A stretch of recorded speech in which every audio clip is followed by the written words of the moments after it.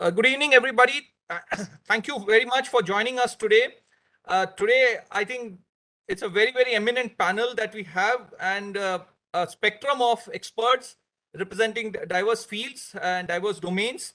And we are very lucky to have such an eminent panel. Thank you all the panelists for agreeing to join us and be part of this very important discussion. Uh, as you are aware, Maritime Research Center has been progressing the underwater domain awareness framework, which is the primary focus is safe, secure, sustainable growth. Basically, we are trying to encourage pooling of resources and synergizing of effort across stakeholders. I mean, both within the nation, in the region, and probably globally. We have received some reasonable recognition, I would say, in the last 4-5 years. And we are very encouraged for particularly today's topic is very important. I think in the present global context and the geopolitical scenario, AUKUS has become one of the major geopolitical focus. And I feel the AUKUS by formulation itself means a lot in terms of the UDA that we are trying to progress. So without taking much time, I would like to talk about I mean, our first speaker is none other than Ambassador Anil Triguniyat, sir, a former diplomat and the distinguished fellow at VIF. Sir has been regularly writing on various important issues. He has been a member of the Indian Foreign Service. He has served on the Indian missions in Bangladesh, Mongolia, US, Russia, Sweden, and Nigeria. He's also served as the Director General Joint Secretary for the Gulf and the Hajj Division. And he heads a chamber of commerce now, very important, and trying to connect the industry with the strategic community.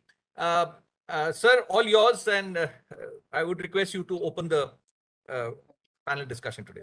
Thank you, Commodore Arnab Das and the Maritime Research Center for this very kind invitation. A very good afternoon to everyone who's joining today.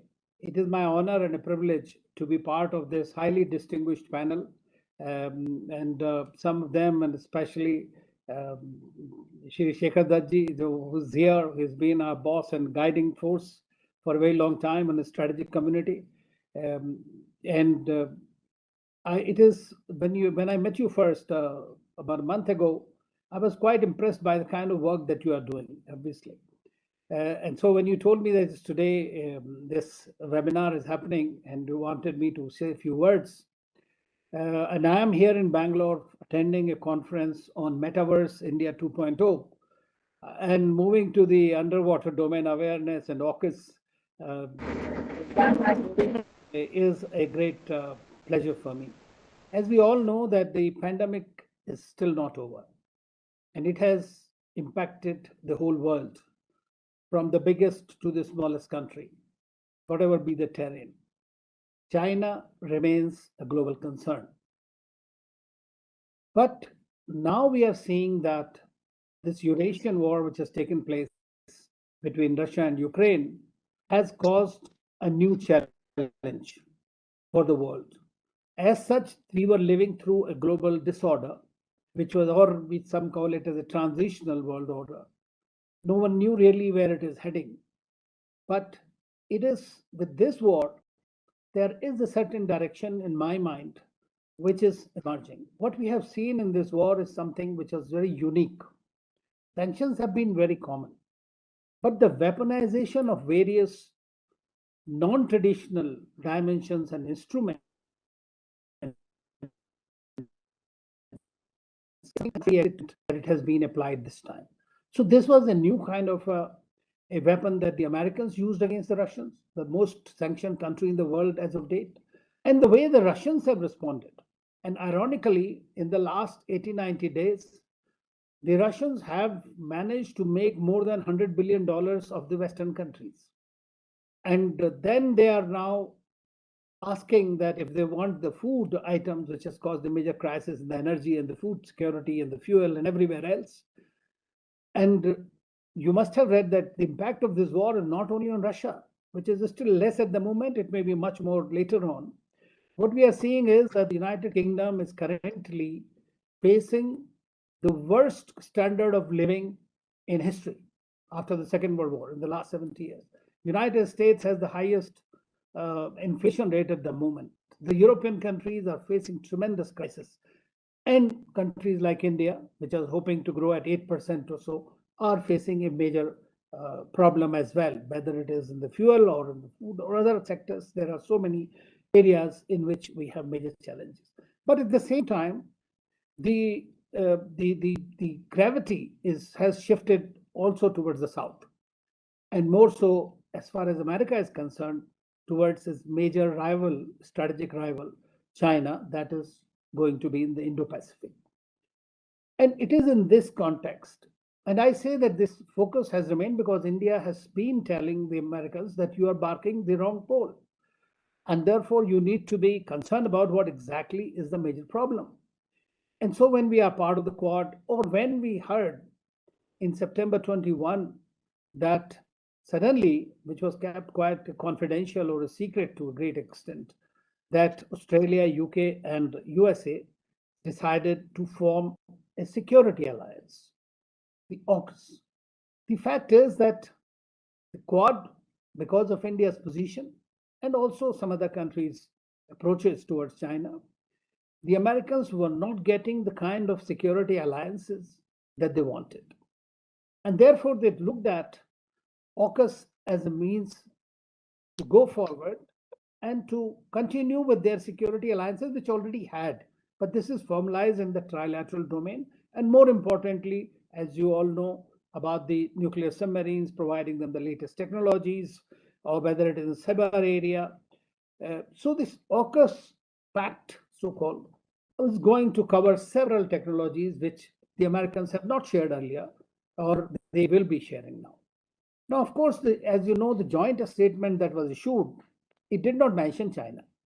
But China, as they say, the dragon is always on the ports, or we say that elephant in the room. So I think that they are everywhere, omnipresent. So this is against them in a way. So they said that the joint statement very interestingly points that this is a historic opportunity for the three nations with like-minded allies and partners to protect shared values and promote security and prosperity in the Indo-Pacific region. So this remains their major focus.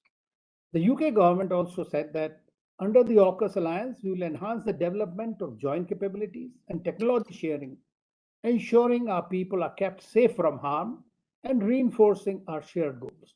Now, whether it will be able to succeed to keep that, because what we are seeing is the after effects of Russia-Ukraine war has virtually shaken the world as it is. So if that was the case to happen with China, how are we going to move forward? So there is a greater integration in security and defense related science, technology, and all that is expected. And they both countries, all three countries are supposed to come out with some kind of a joint action plan, which was to be provided within 18 months, so to say. Now, they're working on it. It is, some say that it will take 15 more years. Some put it at 2039 by the time the capabilities will be actually available to the Australians. And as you know, today, Australia is going through an election. Now, both the candidates, Prime Minister Morrison and Albanese, they are both virtually equal, but the other smaller parties are probably getting greater traction. So if the Labour gets back again, we'll have to see some kind of a leverage or leveraging out, or maybe not such a great emphasis on anti-China stance in Australia as we have seen in the past. That's what happened. So the problem has been how they are going to carry forward with the same kind of an intensity under the given circumstances, and what in my view would be the relationship for AUKUS and Quad, so to say, to some extent. Now, China, everybody knows that, is continuing to its effort to dislodge United States from its numero uno position. And if after this war we enter into a much more insidious Cold War 2.0, that will mean that there will be a greater arms race. There we will see a much greater possibility of contestations by other means, not necessarily direct military action. It could possibly be because now we have seen that since the financial instruments have been used, energy has been weaponized, food is being weaponized. So when these things are happening, we will probably see an emergence of a new architecture, financial architecture. And that would be making things more difficult, even though the choices will become available for countries to get into the border, barter and other things. So we are looking at it, that possibilities from in that kind of a situation which is happening. Now, these nuclear powered submarines, I mean, you are all experts, so you'll be discussing it. But this is also not the only one. There are other similar organizations that have been working. There are treaties that have been working in this area. So the issue that happened is whether Australia going through the nuclear submarines, will it abdicate NPT regime or it will violate NPT regime, nuclear non-proliferation treaty.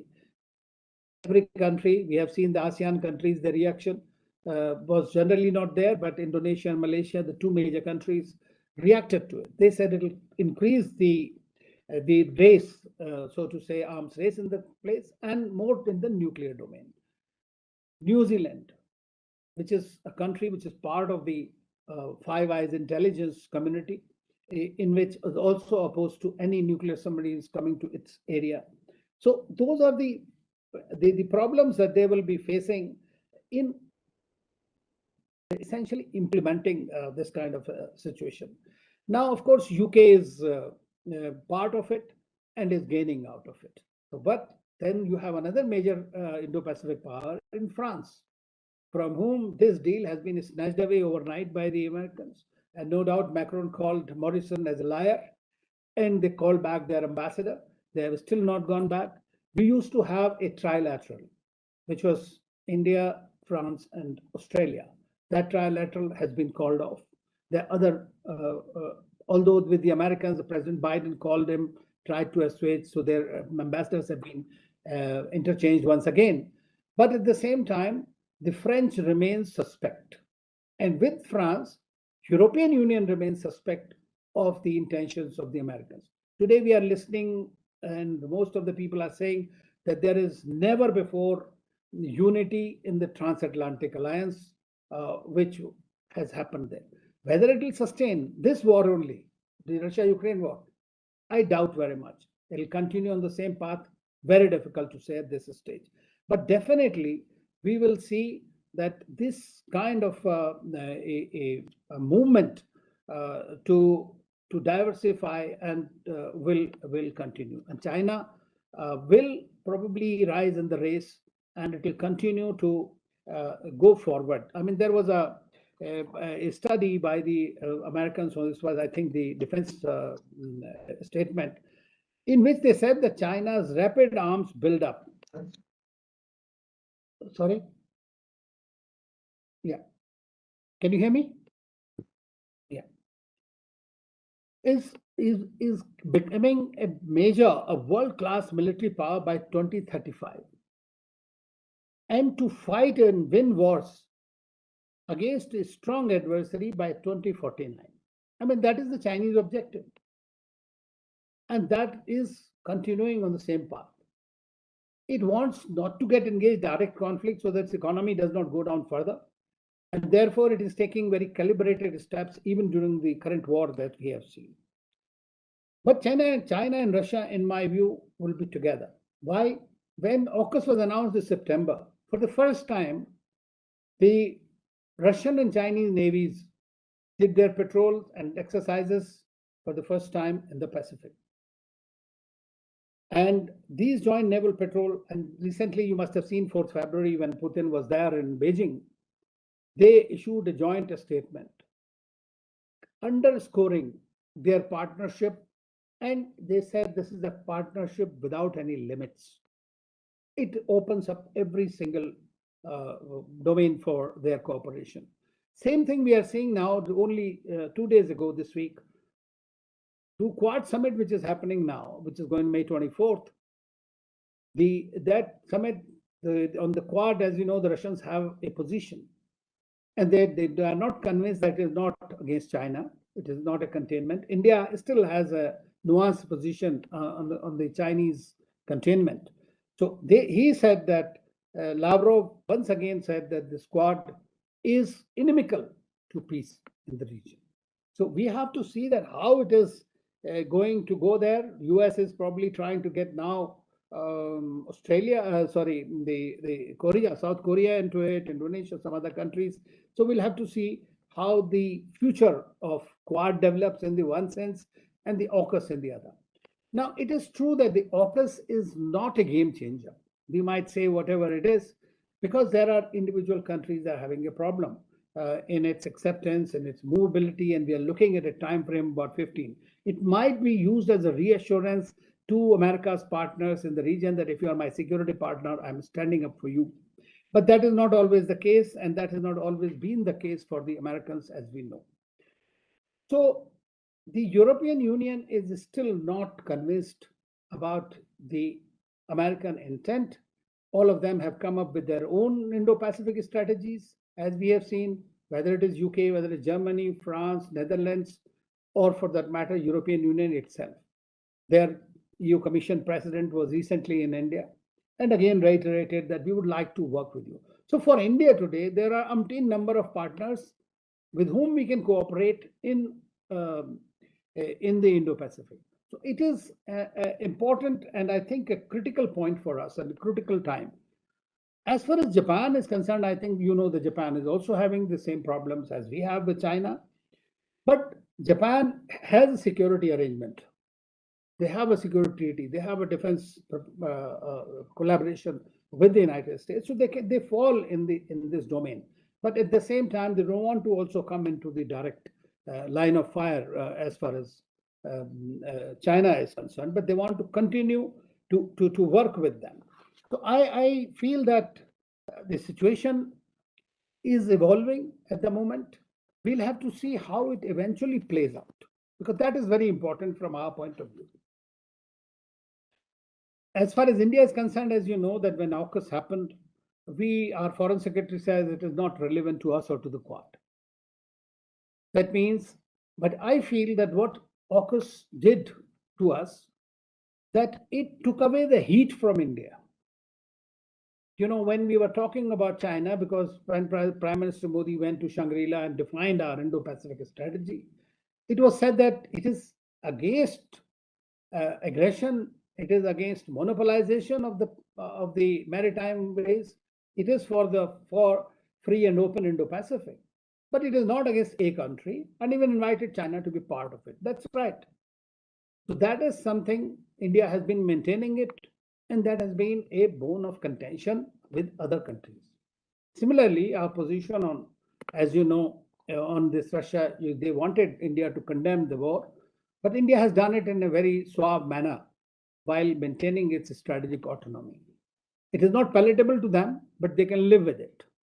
They can live with it. Why? Because they know India's strategic position and the necessity of India being a part in the larger scheme of things as far as the United States and others are concerned.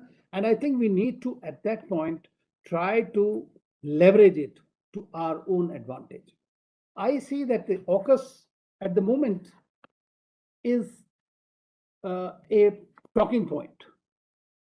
There are like meetings have started happening even during the war. We have seen that the Australian defense minister, he traveled to USA to talk to the UK and others. But the problem is that between France and Australia, there is still the differences have not been bridged. And it was not simply economical that they lost a $66 billion deal. It is much more strategic because France considers itself as a major Pacific power. The two other points that we need to remember is this AUKUS is a pure white man's club, number one. It is purely European and American and Pacific oriented. It doesn't have any Asian power in it. So its focus is essentially on the Pacific region, and how it blends towards India and other Asian countries is something that we will have to watch. I think it's a bit too early to say how the AUKUS will eventually, what kind of basic big force it will become, who will become its new members, at what stage that will happen. So we need to see and what happens in the domestic politics of Australia itself, we have seen that the Australians, for the last, they were out of our exercises and all that. And Malabar only last, they joined us. Earlier, they were not keen to it because they wanted to continue to have the relations with China. China is moving very fast into far off territories, Solomon Islands, Papua New Guinea, and everywhere. We are seeing that. So containment or not, or stoppage of China, it is going on. And whatever efforts are made, whether by AUKUS, by Quad or other countries, needs to be seen. But we need to mind that we are looking forward to operate in an environment where world will be divided into two blocks. And what kind of a way India will take will have to be seen. I always promote that we should lead a grouping of nations for strategic autonomy. So I'll stop here. Thank you so much once again for inviting me. Thank you so much, sir. It was a very, very comprehensive opening remarks, and I think it sets the tone very well for the further discussion. I really appreciate you joining us and giving us a good start, sir. Thank you so much, sir. Now it's my turn to brief you on what the UDA framework is all about and how we see it from a underwater perspective. So MRC, we have been progressing the underwater domain awareness framework. And today I would like to cover under these heads. Now, in terms of the geopolitical or the geostrategic context, if you look at it, the 21st century, the new global order, the maritime interactions have come to the tropical waters, unlike the Cold War era or the previous century. And what is important for us to note here is that the tropical waters are extremely different. The earlier technology development that happened in the Greenland, Iceland, UK area, and that technology does not translate directly to our waters. I mean, I can put a number of like more than 60% degradation of performance is what is very well known in the academic and the research world. The second aspect is the political and the economic realities of the region also. I mean, the countries in the region have their own challenges and they cannot prioritize technology development to an extent that we would desire. So all this put together is a very, very new kind of a situation to deal with. Now, if you look at the Indo-Pacific also, the very definition of the Indo-Pacific region is the tropical waters of the Indian Ocean and the Pacific Ocean. So the challenge of capacity building will remain till the time we sort out this aspect of the tropical waters. But not much has happened. I'll give you some examples of what kind of efforts have been made. But I think there is a lot of gap in terms of the capacity building, even globally.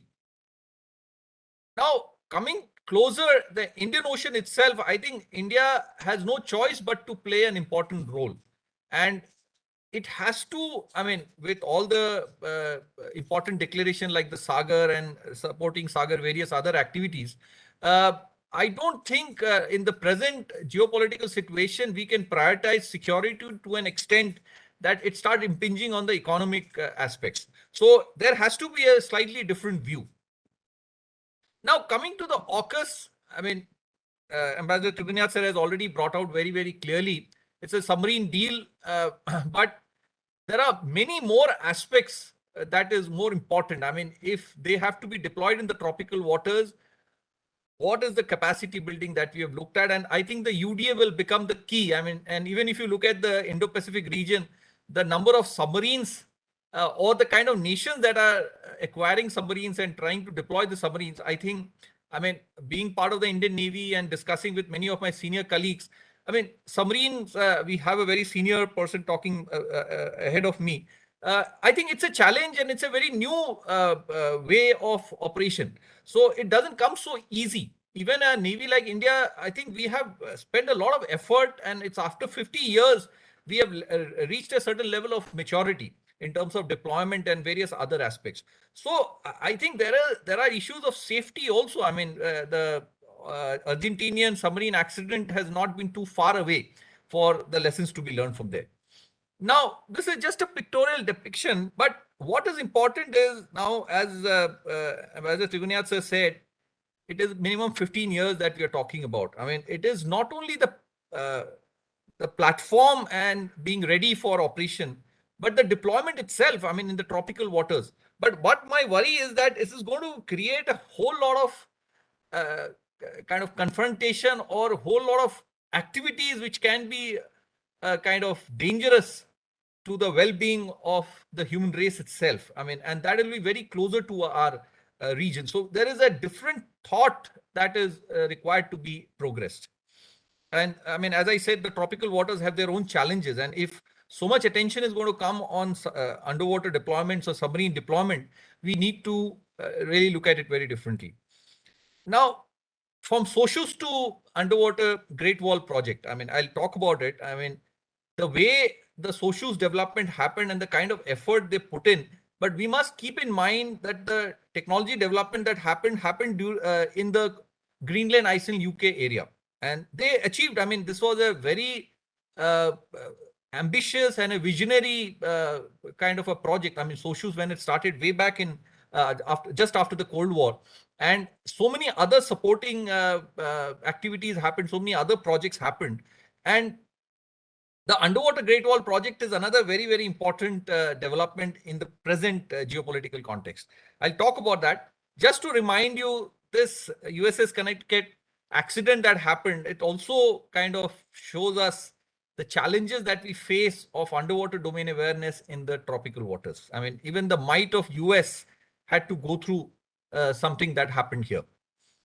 Now, in terms of the global effort, if you look at it, by the end of the last century, the Americans, initially just after the Cold War, the Americans felt that there's no one to challenge them and they probably got a little complacent. By the end of the century, they realized that China has developed significant submarine capabilities and they can challenge, and the Americans have to focus on the South China Sea and the East China Sea. So in the beginning of the century, they started what is called an Asia X. It was an academic exercise led by the University of Washington. Six universities from US got together.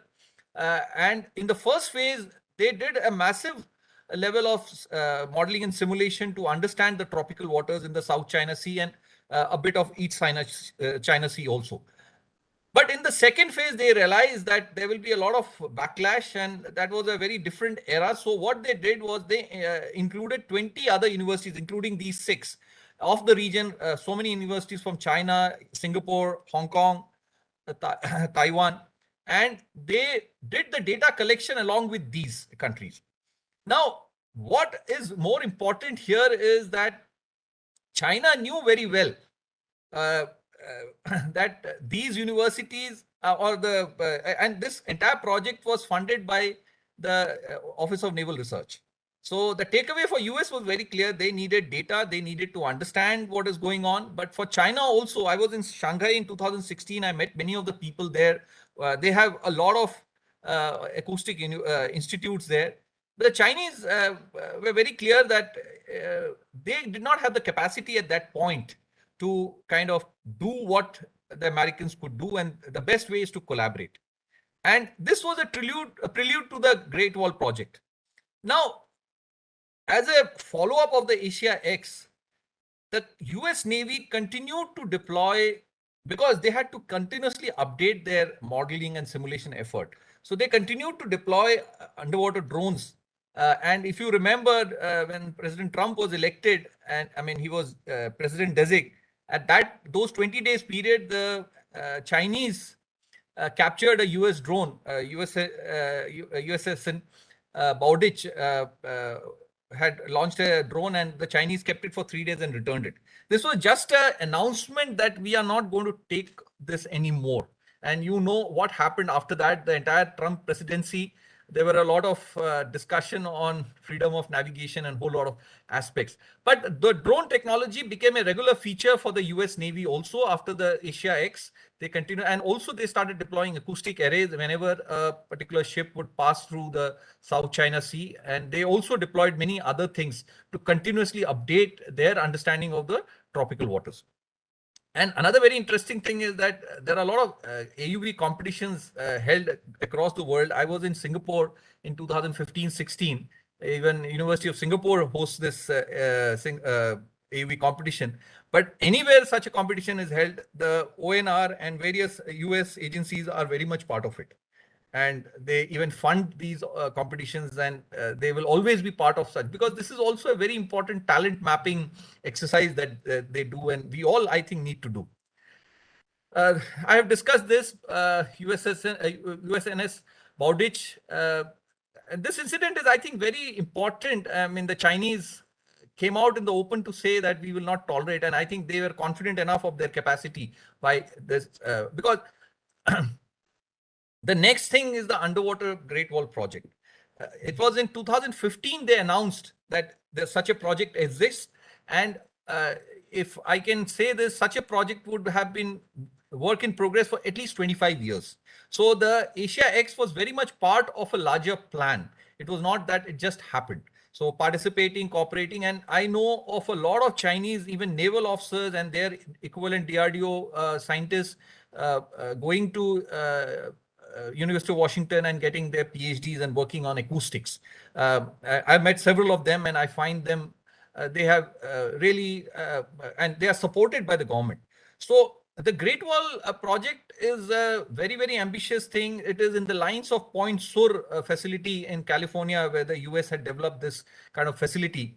And now this is a very important capacity building initiative in the tropical waters for the Chinese.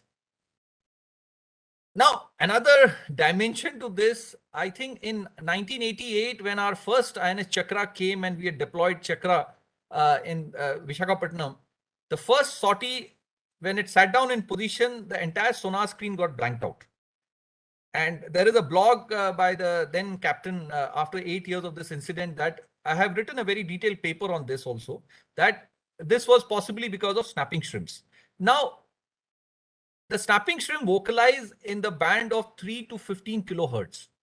And that is exactly the submarine reception frequency. And to take you back, in 1952, the Nautilus was supposed to be deployed. But in 1946, the Scripps Institute of Oceanography did a snapping shrimp mapping of the entire world. Because strategic submarines are not for your waters, but it is for the waters beyond your shore region. So, I mean, one can understand the kind of vision the Americans had at that point, because even the technology was not available at that time. And they found out in that study, it's a very detailed work which is now available. They found out that the tropical waters are the ideal location or ideal habitat for the snapping shrimps. The snapping shrimp generates sound of the order of 200 dB reference 1 micropascal. Whereas the biggest mammal, which is the blue whale, generates 196 dB. The blue whales are in single digits, less than 10. The snapping shrimps are in millions in one snapping shrimp bed. So even if half of them are vocalizing, you can understand the kind of noise that they will generate, and they can really swamp submarine deployment. So there is a lot of such different aspects that will come up, and we need to focus on these areas. Otherwise, so I'll talk about what we have done a bit on this part. Coming back to the maritime domain awareness, according to me, MDA, I mean, the term came in mid-90s by the IMO, International Maritime Organization's Technical Committee, came up with this terminology. But it picked up momentum after the 9/11 in the US globally, and in our region, it is after 26/11. But primarily, it remained a security-driven formulation. And somehow the other stakeholders found it difficult to be part of the whole thing. And somehow the pooling of resources and synergizing of effort could not happen. And so it remained a surface level thing. Even in the US, there is a very nice paper by Commander Borage from the US Navy, MDA myth versus reality. And he has talked about various issues. I mean, even attitudes of senior commanders and bureaucrats and decision makers. So that is an interesting read. But even in our region also, I think there's a lot of work to be done on the underwater part of it. Now, the stakeholders are well known. There are 4 different stakeholders who need to be given importance. Just to elaborate, detection of submarines. I mean, now we are saying in the Indian Ocean, there'll be so many countries trying to deploy their underwater assets. Strategic submarine deployment is a very different paradigm itself. Internal security is a major issue. Kasab came by a boat. Do we expect the next guy also to use a surface boat? Is a question we need to answer. I talked about now youngsters are working on underwater AUVs, and they're coming with some fantastic ideas. So we have to be sure that they don't get into the wrong side. And migration is going to be a major issue. So there are multiple challenges, particularly I'm talking about in our eastern waters. In terms of blue economy, energy security, I mean, the Indian Ocean, I don't think we need to discuss this. There is so much more to it. But even food security, we are increasingly looking at the sea for food security. But the fish stock is on the decline since 1996. These are credible research. But the bycatch, not just in our water, globally, is almost 80%. So, I mean, how do you rationalize these two? We have been talking about deep sea mission and deep sea mining and a whole lot of things, but I think there's a lot of work to be done in terms of the capacity building. And this whole aspect of tropical waters, the unique characteristic of tropical waters, I mean, we have been buying a lot of technology from the West. I mean, there are a lot of geopolitical angle to it also, but I think unless we really get into indigenous capability development, I think we'll not be able to achieve what we really want to do. Again, environment and disaster management. I mean, there is so much more. I mean, we are seeing this. The biggest challenge is the environment, acoustic habitat degradation. The big whale strandings, even in our coast, has become, in 2018, the Maharashtra coast alone, 720 kilometers of coastline, had 80 big whale strandings. The big whales are not supposed to be seen north of Sri Lanka, but the entire, I mean, I have done a paper on this because the anti-piracy operation since 2009, the entire migration pattern for big whales has got disturbed. We have started seeing these big whales even in, closer to our shore. I'll not elaborate too much on that for this discussion. Science and technology, I mean, our understanding of the ecosystem, and if we just look at our EZ, it's 20 lakh square kilometer of area. Can we put so many sensors? Can we really populate? I mean, how do you leverage smart technologies to make sure that we get a better understanding of what's going on? And if we are talking about 60% degradation of the sonar performance, I mean, or the sensor performance, what are we talking about? So we have to have a very different approach. So much focus is required on the acoustics part of it. The bottom two figures that you see, I was in Tokyo. I have a very unique distinction of being a naval officer who had gone as a visiting researcher to Tokyo University. And I've spent some time there. I could also participate in a few research cruises in one of the few of the top research vessels there. And I have a very beautiful system and a seamless system where Tokyo University manages these research cruises. Jamstex maintains the platforms, and there is a different crew to do all the activities of deployment and all that. So we have to look at field experimental research rather than getting too limited to lab-based research. Now, this is a framework that we have come up with, underwater domain awareness framework. If you look at the cube, the four faces of the cube represent the four stakeholders that we talked about, whether it is security, blue economy, environment, or science and technology. But the core will remain the acoustic capacity building unless we get the sensors to perform, or even the platforms. I mean, typically when we say UDA, there are to see, to understand, and to share. To see is the sensor and the platform. To understand is the data analytics that is required. Data analytics also includes the pre-processing to make sure that the data doesn't have too much error. I mean, the whole degradation that we are talking about because of the medium condition, how do we take care of that? And of course, to share in real time so that immediate action can be initiated. So this has to be a very, very comprehensive approach. If you look at the larger vertical construct, a lot of sensing is required. Our own understanding of our waters is very, very minimal. We have to do a lot of work in that. Then once the data collection is done, on the sensing is done, application specific analysis, and then we look at policy.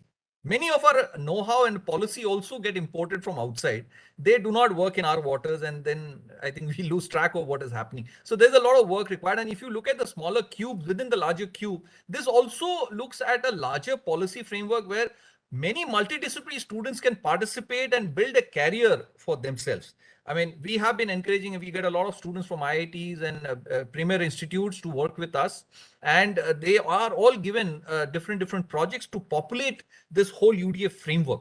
I mean, We've got geopolitics students, international relations students, and of course technology students and various other students with different disciplines. So you can see there is a lot of, and even for the government to prioritize, many places you will see many of our scientific organizations are actually doing overlapping work. There is no clarity of mandate itself. So this kind of thing, even government can prioritize that, oh, this part is done, and you can color it and say that the next lot of funding is available for this part of thing, so that we have a more comprehensive view to this. So this can be used in various ways. We propose policy and technology intervention and also capacity building. How do we go about it? Just to build it up into a smaller framework, underwater radiated noise. I mean, again, for Navy, acoustic stealth is a very, very important area. But even for the sustainable community, now there is so much talk. This is the decade of the ocean sciences for sustainable development. Acoustic habitat degradation has become a very, in fact, our paper has been sent by the Government of India to the International Maritime Organization. MEPC 76 carries our paper, and the global community is very, very serious about this. The European Union has already come up with certain regulations, but our shipbuilders and ship designers have to kind of really come up in a manner that they are able to keep pace with the global development. Otherwise, we will, as it is, I think we are a little behind the global community in terms of our shipbuilding and ship design. But I think this will become a major bottleneck for us. So the entire thing can be kind of taken up in a way that we we have been doing a lot of projects. I mean, how to deploy three-dimensional thing, snapping shrimp habitat mapping, submarine deployment tool. We have some global recognition also in this. 2019 we were invited to France for our work on acoustic habitat degradation. Last year our one of our submarine deployment tool has won a global innovation challenge for defense technology. And now we are also into AUV design and development, but we are very specific to the UDA framework. You can see a lot of changes, the seasonal changes that, so the sonar performance is highly sensitive to the environmental conditions. You can see various parameters. We have been doing multiple such work, and we get the brightest of students and interns and fellows. So, and this has been done for a three-dimensional thing and specific to our tropical waters in the Indian Ocean.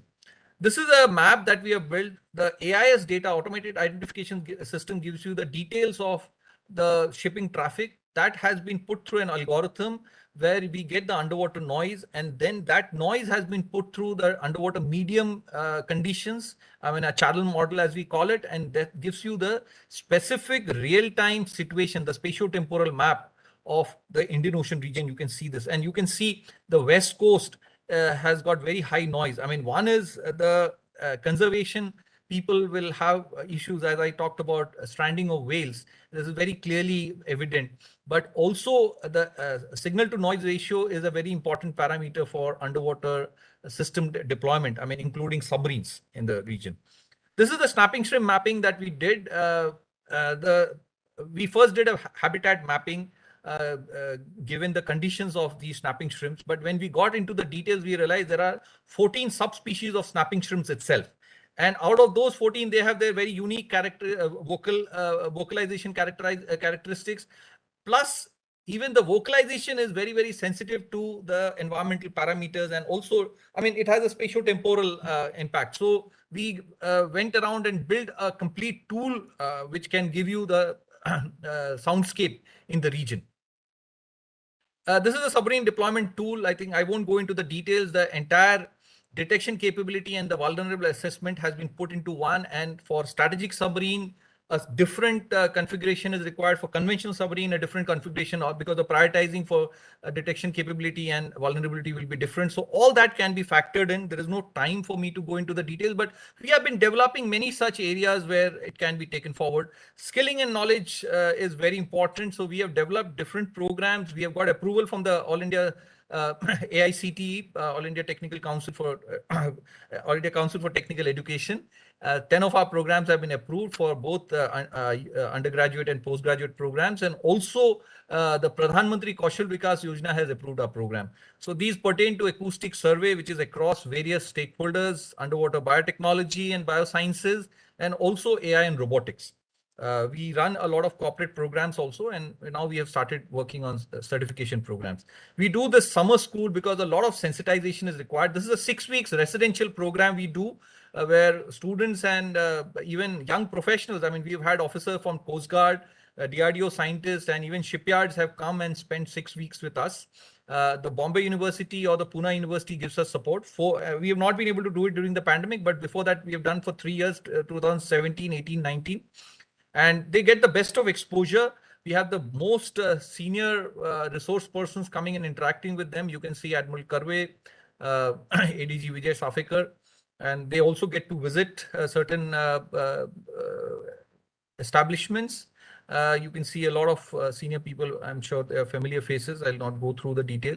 Honorable Goa Chief Minister, right from late Shri Manohar Parikar, he in fact hosted the valedictory in his office. You can see Admiral Arun Prakash. Everybody has been very kind, and I think they find a lot of value in what we are doing. The director of NIO, former director of NIO. And then we've been focusing on field work. So this is an experiment we have done in Khadakwasla Lake. We hired sonars, 5 different types of sensors: side scan sonar, sub-bottom profiler, single beam sonar, and CTD sensors, and done data collection for over 5 days in Khadakwasla. NDA was very kind. This was also part of a PhD work by one of my students.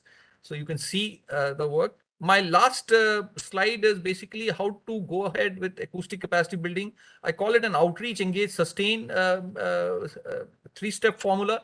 Outreach is many such webinars, seminars, workshops where we can sensitize decision makers, practitioners, stakeholders, and bring them on board. And in the engage, we specifically identify certain issues and certain ways of engaging with them. And then sustain is specific projects which we take up both at the policy level and also for the technology interventions.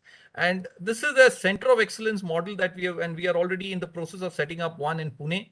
Research center where multidisciplinary students can come and work.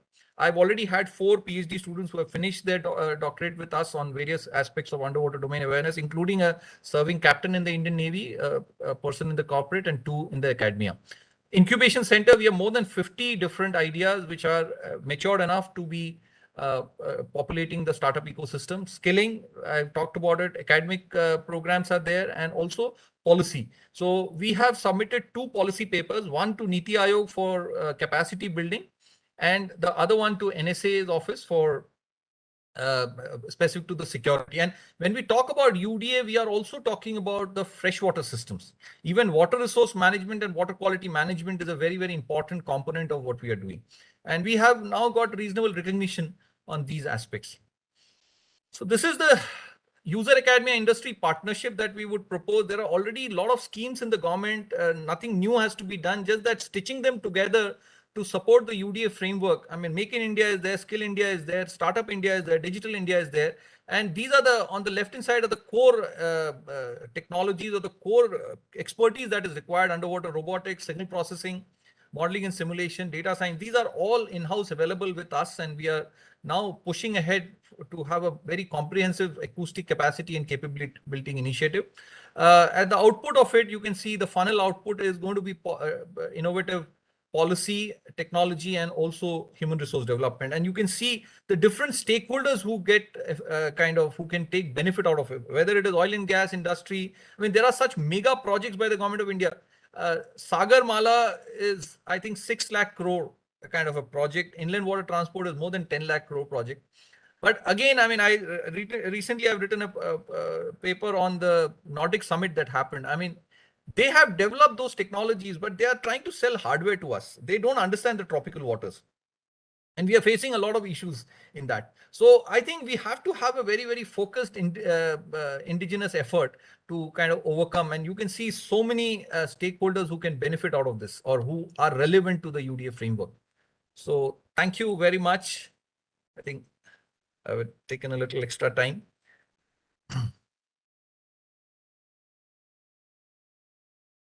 I would now request Commodore Soman Banerjee, sir, to brief us on his perspective.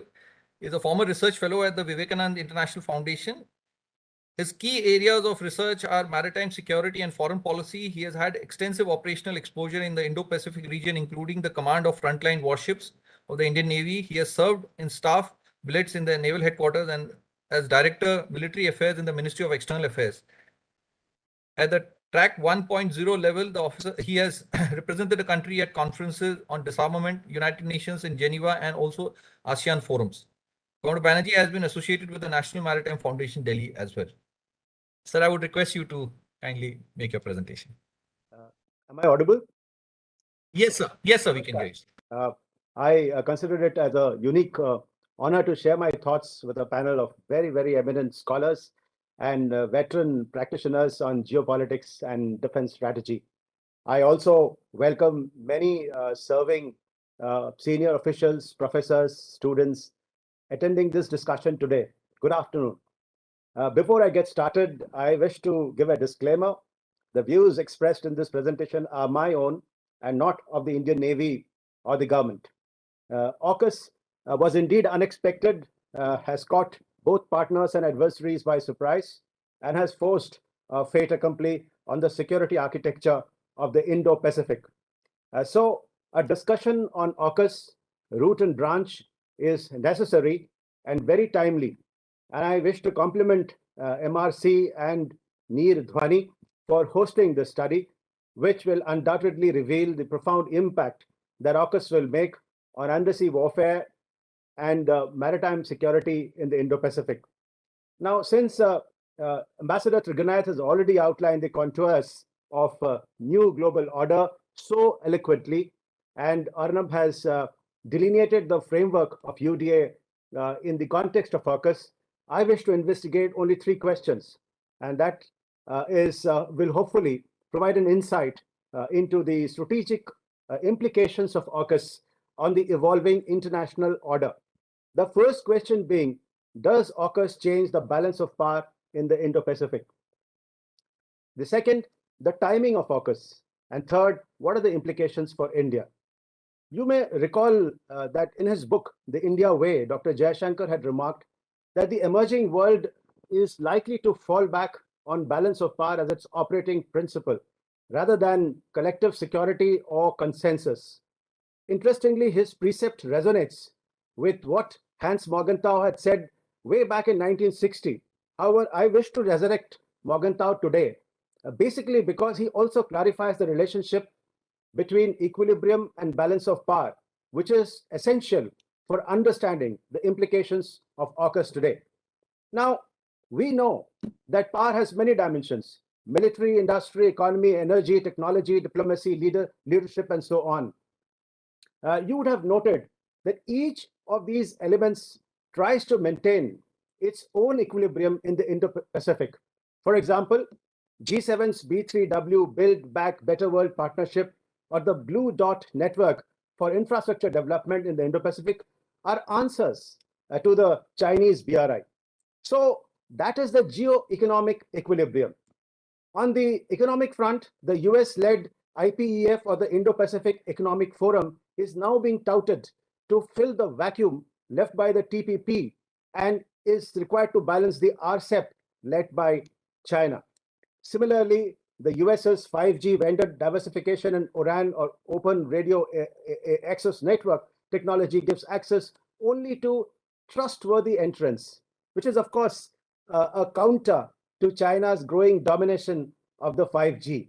Now, this is the technological equilibrium. Now, most of us would agree that the economic and the technological equilibriums are rapidly tilting or have tilted towards China. China has acquired the necessary capacity to resist the US leadership in multiple domains and has emerged as a serious challenger of the liberal international order. Consequently, the US's Indo-Pacific strategies, including the one published in February this year, aims to arrest these changing equilibriums in almost every single domain of power. Other stakeholders, including Australia, have also articulated their outlooks, visions, and partnerships for the same reason. But despite these efforts, China's rise has affected the military domain the most. The inabilities of the US hub and spoke alliance system and ASEAN's institutional approach to check Chinese irredentism and militarization of the South China Sea is a clear proof that military equilibrium has already drifted towards China, at least in the South China Sea.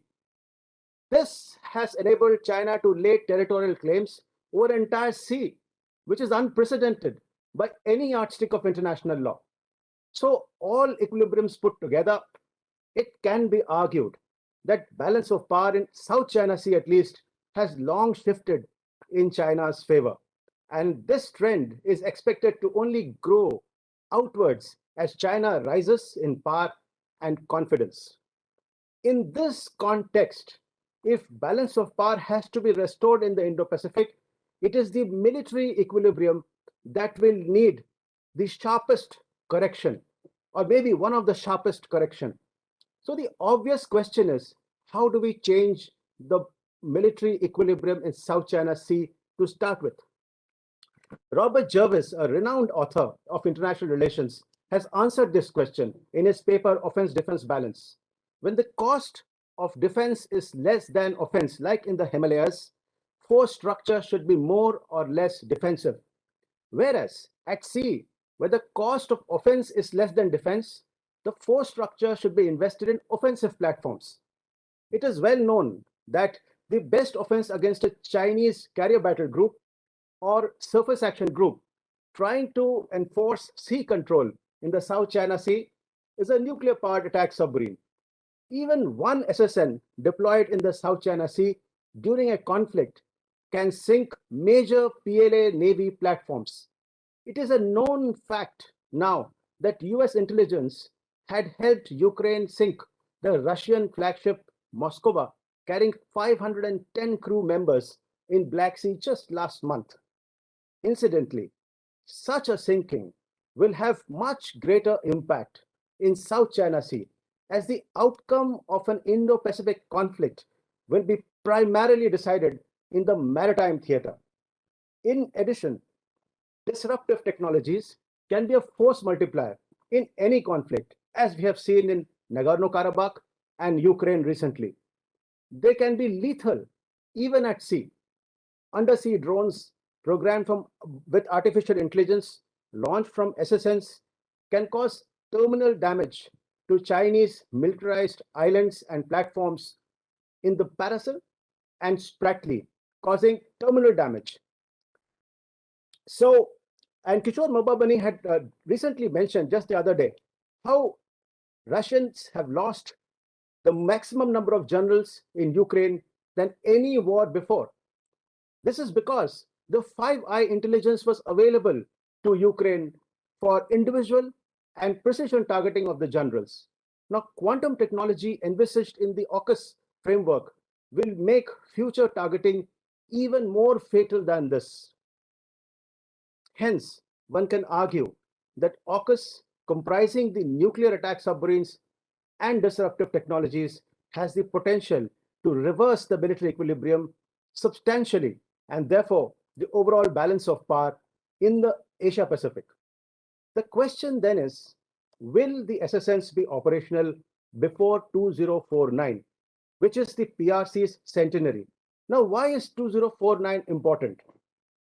Unfortunately, CPC's centenary in 2021 has left many unpleasant memories in its trail, like the Galwan incident, of actions in South China Sea by maritime militia, and the Wolf Warrior diplomacy. In the next 27 years leading to PRC's centenary, China will become even more virulent. However, if Chinese military modernizes at the current pace as an illiberal leviathan seeking primacy and theansia, China will be almost unstoppable by 2049. It could be even earlier. So in my view, AUKUS will be consequential only if it is able to field at least 2 to 3 SSNs in the mid-2040s. So let us therefore examine the timelines of AUKUS. In the last 7 months since AUKUS was announced, it has matured from a mere concept to a serious implementation program. This can clearly be discerned from the slew of meetings that have already taken place between the foreign ministers, the NSAs, the 2 joint working groups, and the 17 trilateral working groups. Additionally, even the US Congress has set up a bipartisan AUKUS working group called the AUKUS caucus. Australia has gone full steam ahead and established a nuclear power submarine task force.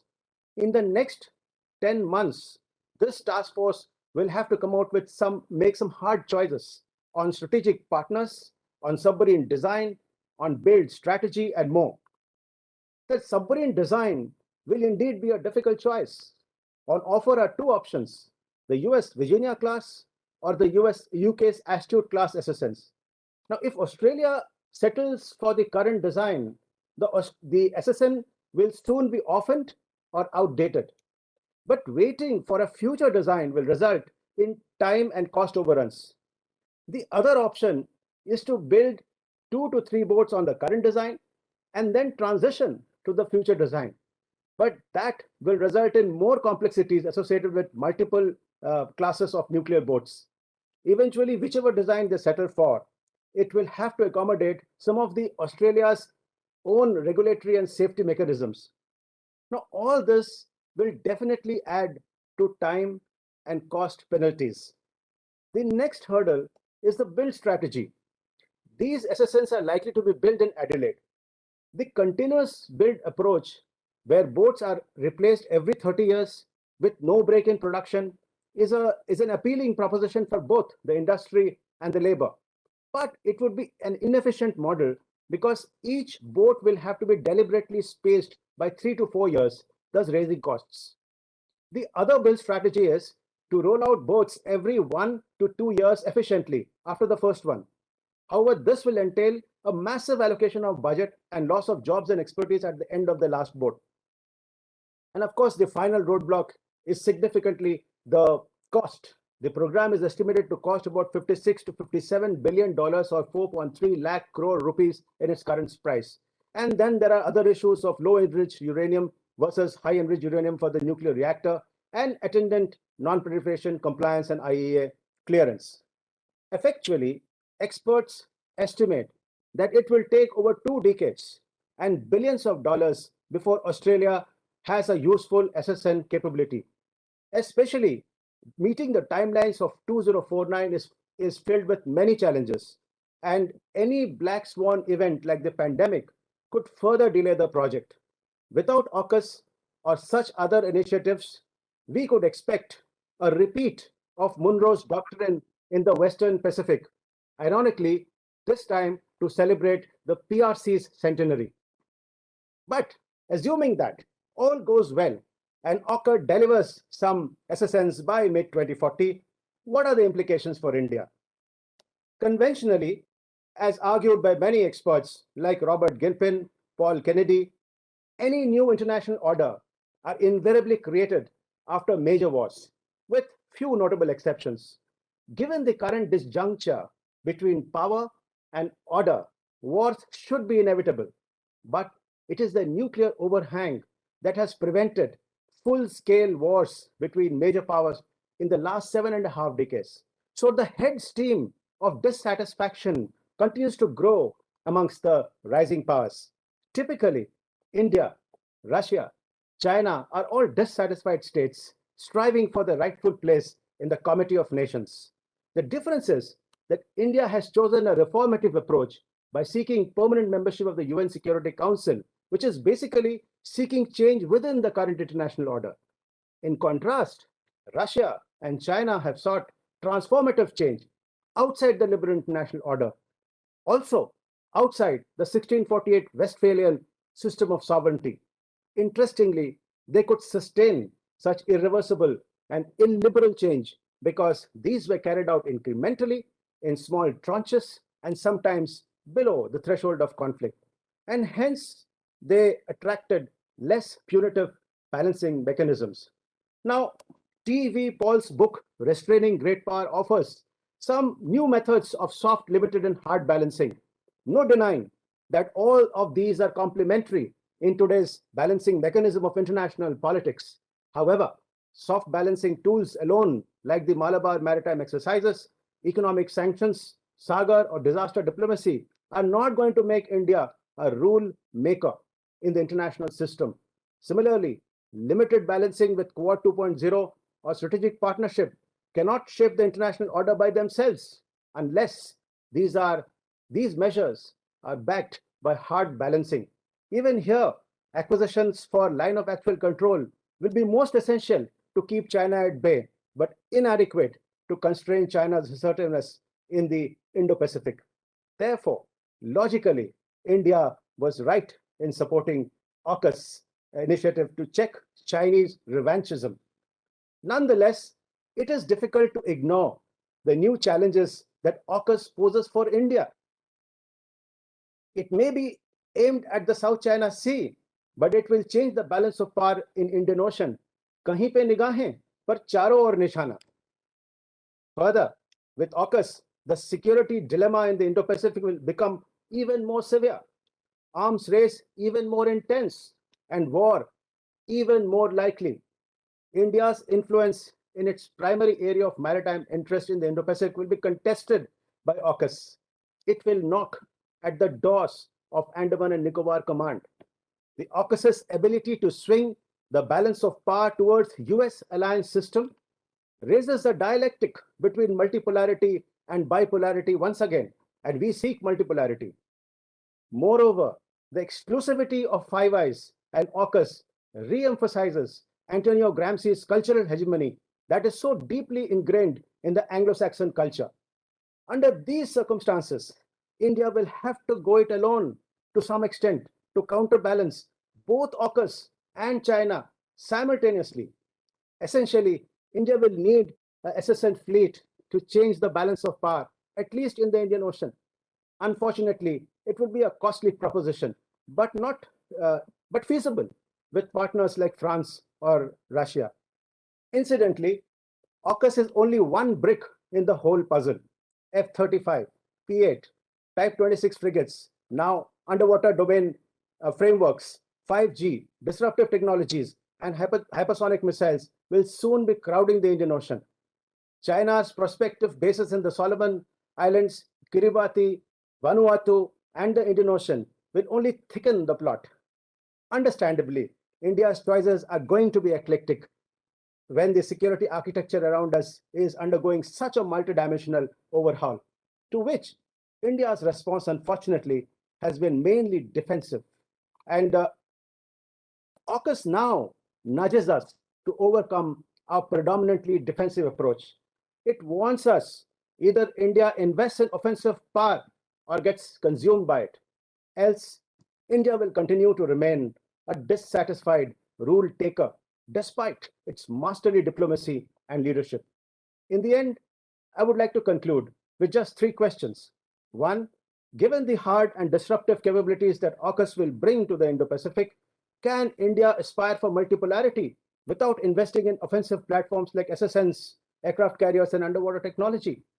Two, given the US ability to weaken a superpower like Russia by entangling it in a continental war, how does India protect itself from such insinuations in the future and yet maintain its predominance in the Indian Ocean and South Asia?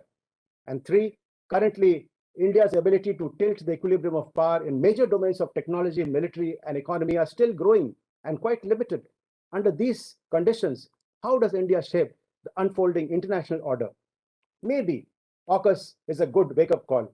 Thank you and Jai Hind. Namaskar once again. Thank you so much, sir. It was definitely very comprehensive and there was so many important aspects and really put very, very nicely. Thank you so much, sir. Really appreciate you making your comments and they were really extremely insightful. Thank you so much, sir. Next, I would request Vice Admiral S.V. Bokre, sir, AVSM, YSM, and NM. His last appointment was Commandant Indian Naval Academy. He's a submarine specialist. He has done several commands of submarines like Sindhu Ghosh, Sindhu Dhwaj, Sindhu Shastra, and also the guided missile frigate INS Bias and the submarine base INS Vajrabahu. He's a graduate from the National Defence Academy and Defence College and holds a master degree in Defence and Strategic Studies from Australia Defence College, Canberra. Admiral sir, your turn, sir. Thank you, Arnab. Thank you very much for giving me this opportunity. And good evening once again to all the eminent panelists. It's indeed an honor for me to participate in this webinar. Now, I would like to speak on maritime security issues in Indo-Pacific. As we are all aware, importance of Indo-Pacific region, especially with respect to India and its associated maritime security concerns which come with it. In the 21st century, this region has gained tremendous attention worldwide, and mainly because of steady economic growth of China and India.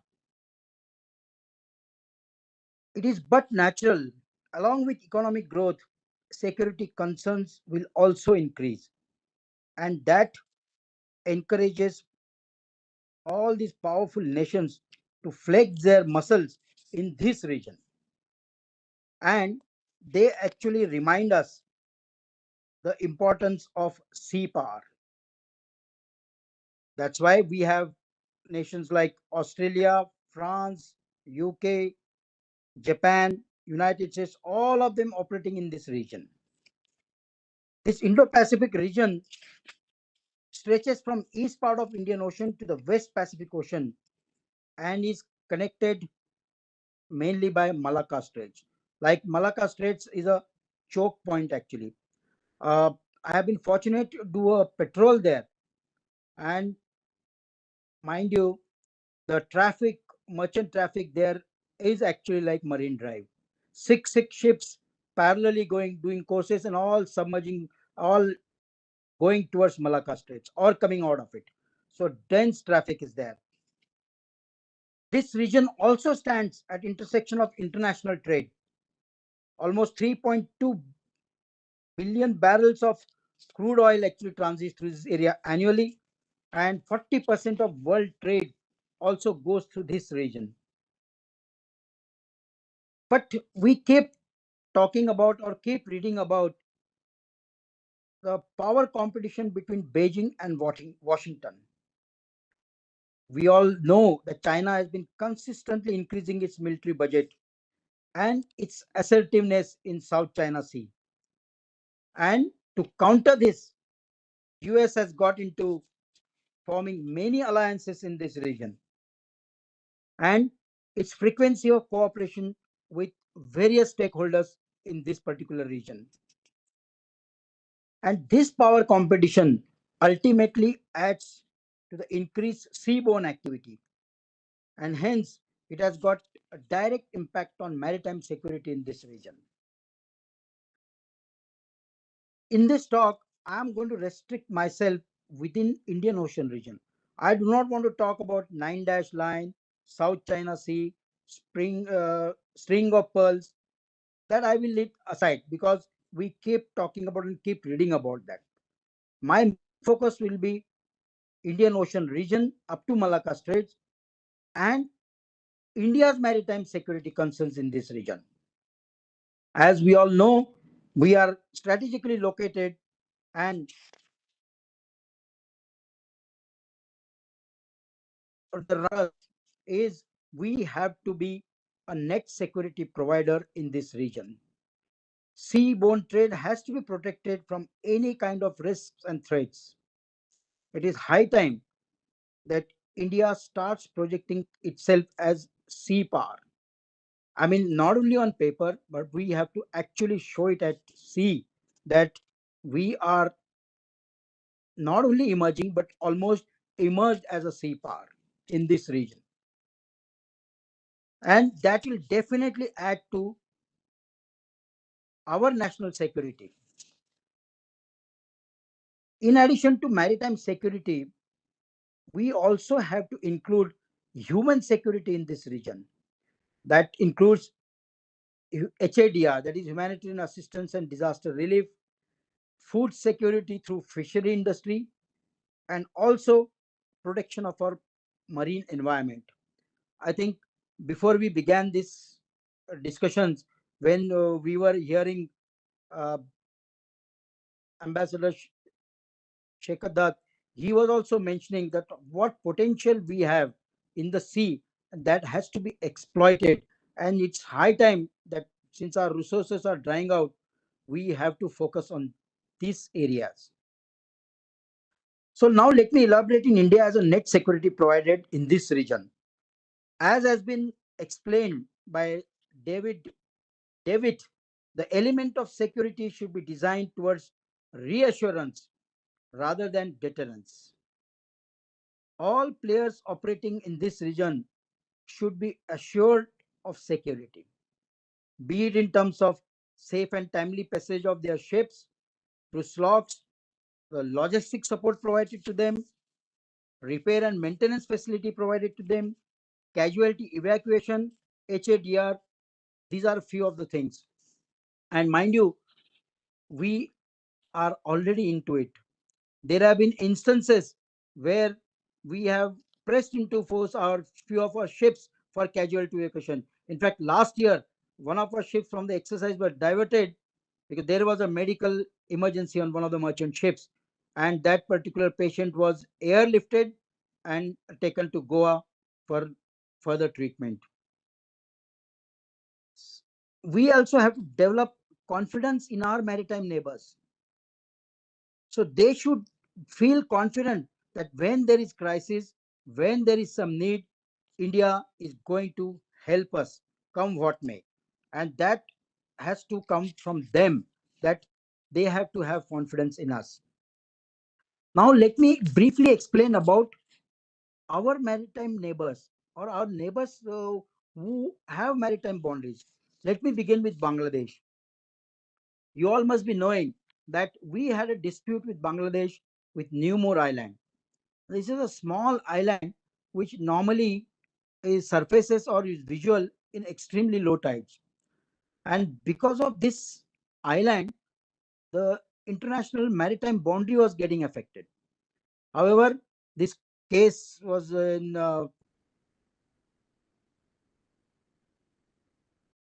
Bangladesh one, but we gracefully accepted, and that dispute has been resolved. But we all know Bangladesh is how prone it is to natural disasters. So we as a big nation should be ready to help them at all times. Their navy is expanding. They are getting into buying submarines, or rather, they have already bought submarines. So now we have to extend our industrial base for repair facilities to them, for assistance to them. Training, we are already training their officers, their men. They are quite into our training establishments. So that has to continue. They have to have faith in us that in times of crisis, India is definitely going to help them. Similarly, Myanmar, now we know Great Coco Islands is just next door to us. We always feel that they have a huge setup there, but whilst in command of fleet, I actually did a recce there. I myself flew in a helicopter around that area. I mean, I feel we are overestimating what they are doing there. I don't think that much is there. However, we have to guard and we have to be careful. But Myanmar must know that if there is a crisis, if there is a disaster, if there is a natural disaster, ours will be the first nation to help them. So that we have to build confidence in them. You all must be knowing that we have leased one submarine to them. In fact, we had trained the crew. Now we are looking into their repairs, their training. Everything is done by us. Even for short refit, the submarine is coming back to us. And we are helping them build their submarine arm. Similarly, many times, plenty of their fishermen get captured in Andamans. So we have to devise some policies that, and I'm sure this is going to be a political issue, how to allow their fishermen to fish in our waters. Then only that bond of friendship or faith will develop. Similarly, Vietnam. Now, this is one country which we have to gain their confidence. Last 4 or 5 years, we have been training their submarine crew. They have bought few 636 submarines from Russia, and our navy, our yards are fully capable of maintaining these submarines.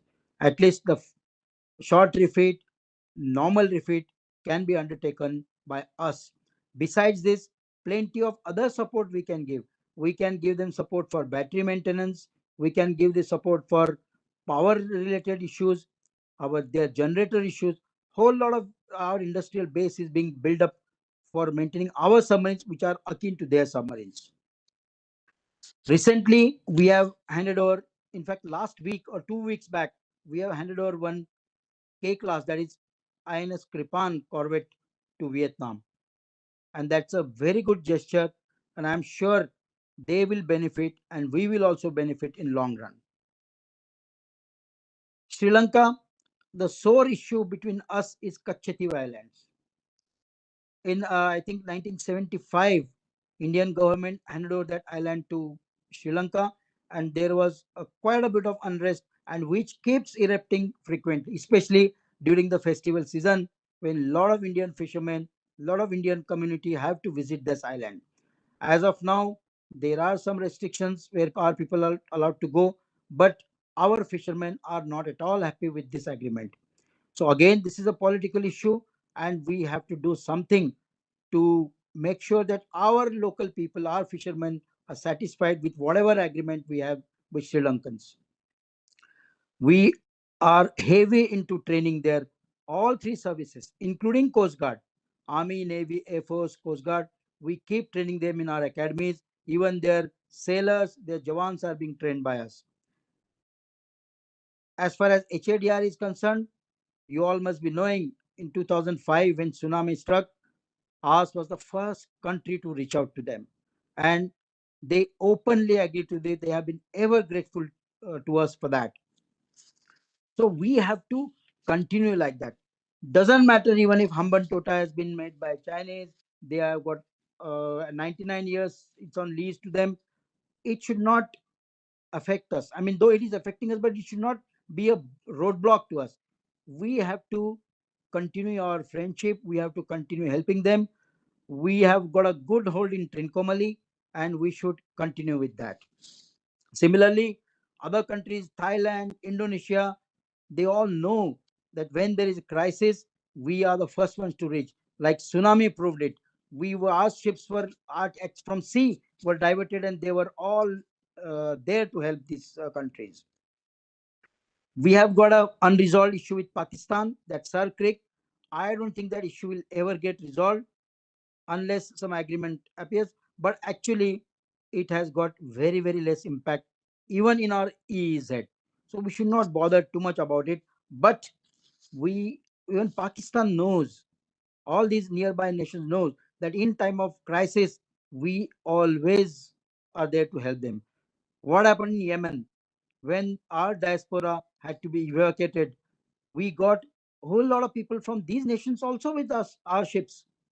So all these countries know that. My only, suggestion is we should keep improving upon that. China has got bases all around us. They are going full speed about that. But we have to remember that to maintain these bases, they have a huge logistic chain. Even when their ships operate in Gulf of Aden, they have to be supported.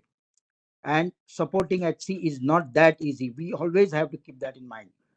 Every single ship, aircraft, or submarine which transits through area, we have to track it, we have to trail it, and we have been doing it to a large extent. We have been successful in it. In fact, there have been occasions when even their submarine has been detected by our forces. So China is also aware of it. But we are in such a position as of now, we cannot prevent their bases being brought up in this area. But we have to have some plans, some counters to it. And that is a long term solution. We have to start thinking about it right from now.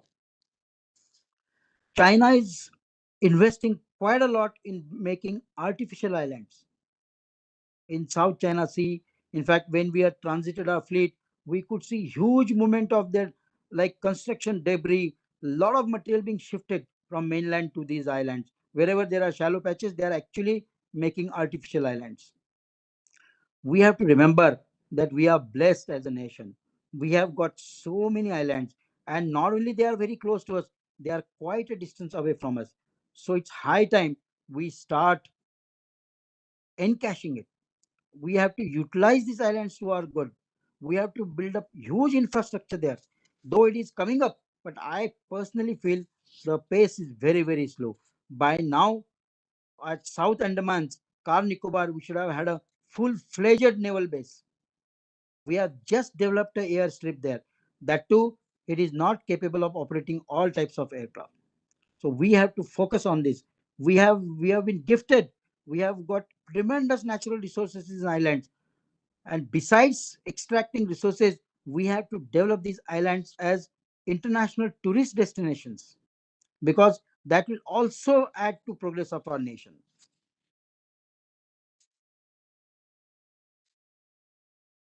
As Indo-Pacific becomes the center of global economic activities, we must develop comprehensive maritime security cooperation. Like what we have heard of AUKUS, we have heard of Quad.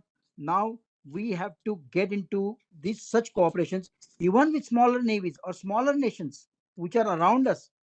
And that should be the beginning. We just don't have to wait for bigger powers to get into alignment with us or cooperation with us. We have to start doing that very, very methodically. We have got excellent submarine rescue facilities. I am saying this not because I am a submariner, but we have invested quite a bit into it. And we have operationalized this capability, and we have proved it at sea. We have demonstrated as a mock drill. We have actually carried out live escapes from our submarines to demonstrate. Around us, quite a few navies are procuring submarines. So it's a high time that we should be ready to help them as far as submarine rescue is concerned. The recent incident which happened in Indonesian submarine, you will be glad to know that our submarine rescue facilities were all poised to help them. In fact, everything was actually shifted to Andamans, so that moment they call us, we were ready to help them. In fact, overnight we would have dispatched actually our infrastructure to them for the help. So this has to be told to our neighboring nations. They have to know that we are there to help them. Our national approach towards maritime cooperation has been clearly enunciated by our government's vision, that is Sagar, security and growth for all in the region. And I'm sure we are progressing, albeit at slow pace, but we are doing that. Our policy has shifted from lookist to actist, and I feel we are also progressing slowly in this direction. So this is the way we will have to, first of all, enhance or contribute towards maritime security in our region, so that all our neighbors get confident that we are in real sense a net security provider. And this is not now. In fact, I remember an incident when I was a cadet in 1982. One HMS Ambuscade, that is a Type 21 frigate, met with a collision, and that it was a massive damage to the ship, and only in our region matchdogs could repair that ship. I'm talking of 1982. That ship was towed, and she was docked in matchdogs for more than 2 months, and the ship was repaired, operationalized, and sent back. So we have got capability now, and plus we have got a national will. So that is the way I would like to conclude, that we have to prove it in this region that we are in real sense net security providers. Thank you so much. Thank you so much, sir. It was certainly a very balanced view, and there are a lot of takeaways from what you have mentioned. And I think capacity building is a very important message that you have given, and it is not just for us, but it is also for the entire region. Thank you so much, sir. Thank you. Next, I would request Shekhar Dutt, sir, who was a former governor of Chhattisgarh, deputy NSA, and also former defense secretary, to give his views. But sir has had a very, very checkered career. Not only that, he joined the Indian Administrative Service in 1969, But soon after, when the 1971 war broke out, he joined the army and fought. And he was also the recipient of a Sena medal for his action during the war. So, I mean, a very, very unique distinction, sir. And sir has been very, very active. And even now, when I meet him in Delhi, I know sir is part of so many other important projects. He's been part of various important organizations. So, sir, your turn, sir. I request you to make your presentations. Thank you very much, Arnab. It's a wonderful occasion, and seeing old colleagues and also very eminent persons in their own field, like Admiral Gokhale and Ambassador. So, and I haven't seen Captain Bangara, but I'm sure that he would be also speaking sometime, because he also has extremely good ideas. And Commodore Banerjee, of course, gave a wonderful account of what has happened, what to be happening, what should happen. And I think it's very, very important. Today we are at a time when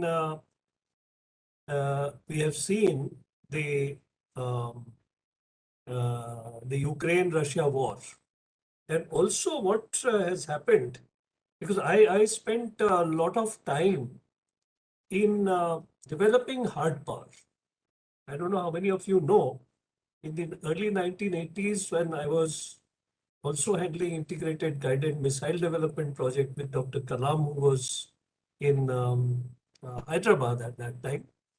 And I was also director Navy. And why? Because Navy had to be built into a global, into a blue water Navy.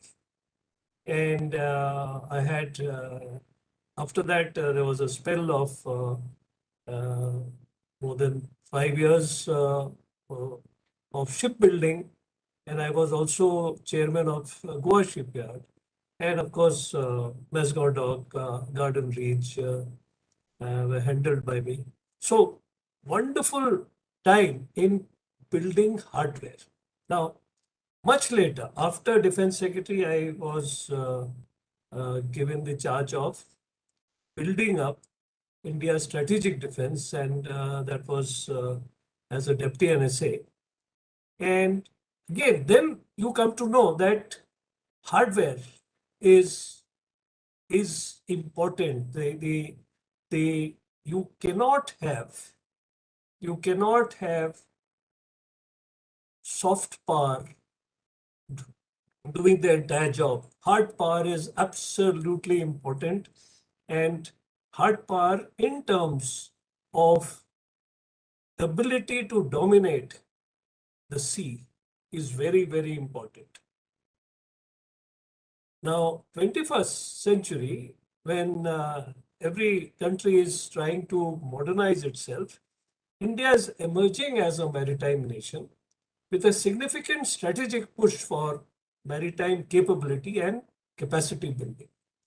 Now, we've already had a head start to in this direction, and therefore the hard power must be able to be demonstrated. And just now, Admiral Gokhale told about ability to come to the help of other countries through the naval power. And I recall in 2005, when I was Defense Secretary, we had this tsunami, and then our naval ships immediately went from Visakhapatnam to Indonesia, from the Andaman Nicobar Islands to Indonesia, and our Air Force also immediately was deployed. And the amount of help that we provided to Indonesia, Thailand, Sri Lanka is really commendable. Because of that, when we had this big cyclone in in the US coast, we send Indian Air Force IL-76, couple of them loaded with emergency supplies to help the United States. Now, we are able to do this because we have the ability to move people and specialists around. We ought to continuously build up resources. And what has Ukraine-Russia fight shown? That, okay, soft power is very important, but without hard power, you cannot do what you want to do in terms of whether it is offensive or defensive abilities of a country. And another thing which has been shown by this war is that you got to do it yourself, because you might be wanting to go to NATO, you might be wanting to go in and become a member of EU, and many people think that virtually both are within the grasp of Ukraine, and Ukraine virtually is getting the benefit of NATO and getting the benefit of becoming of being a EU member. But yet, nobody has come to the rescue of Ukraine by putting their feet on the ground or their equipment manned by them against Russia. So basically, you got to fight it alone. And here, I think we have to also see our future strategy, what we have to work on, and that is in terms of the future enmity or future adversarial role which some countries have with India, namely China and Pakistan. We have to be prepared for a two this thing war, and we cannot overlook it. So therefore, and we cannot have that limited to only our boundaries. So Navy would play a very, very important role in coordination with the Air Force, because our offensive ability will have to be shown right from beyond the Malacca Strait. And Admiral Gokhale said that how constrained people become at Malacca Strait. But Malacca Strait is the choke point which we must ensure that we have, and we should not allow the Chinese ships to come this side. And this has to be shown to the Chinese that it is possible. If it is shown, if the Chinese are convinced, then there shall be very less chances of having hard power to be deployed. Hard power has to be there, ability to use it has to be shown, and which will eventually prevent the deployment or the use of hard power. So war can be prevented, and that is exactly what Russia has done. It has shown its ability. It has pulverized Ukraine at different places, but even then, US is or the NATO countries have not come to the rescue of Ukraine. However much they are putting other kind of support, but Ukraine at the end of the day, today or 3 months later, will be would have suffered enormously, and very large number of its population would have suffered. So the purpose of whatever Russia wants to do, Russia hasn't got any kind of an attack even by missiles on its mainland, on its area.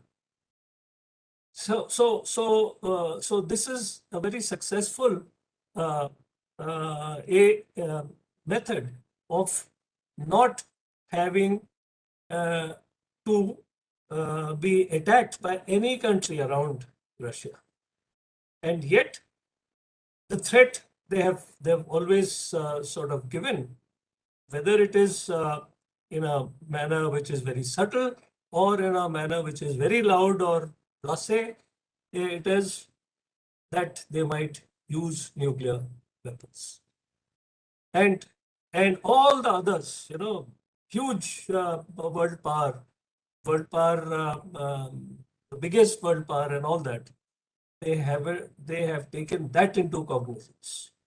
So here we are talking about the Quad, the AUKUS, and the Indo-Pacific. India is a maritime country. India has to become a strong maritime country, and India has to be able to move its ships and its presence anywhere, wherever. But it can do by increasing its hard power. So today we have to actually think of how not to put a stop in our whether it is shipbuilding or it is aircrafts or missiles, or now the ability in cyber security, in space warfare, all these kind of things will have to be done. If we do it, we will not be attacked. But if we don't do it, then we may have to face it alone. However, sort of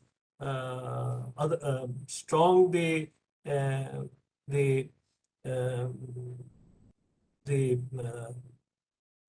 other countries might say in their words that we will come to the help of India or will rescue India. But nobody is going to do it, because again the Chinese are going to demonstrate the same thing with the Russians have done, that they will use nuclear power. So now, what are the important things that we have to do?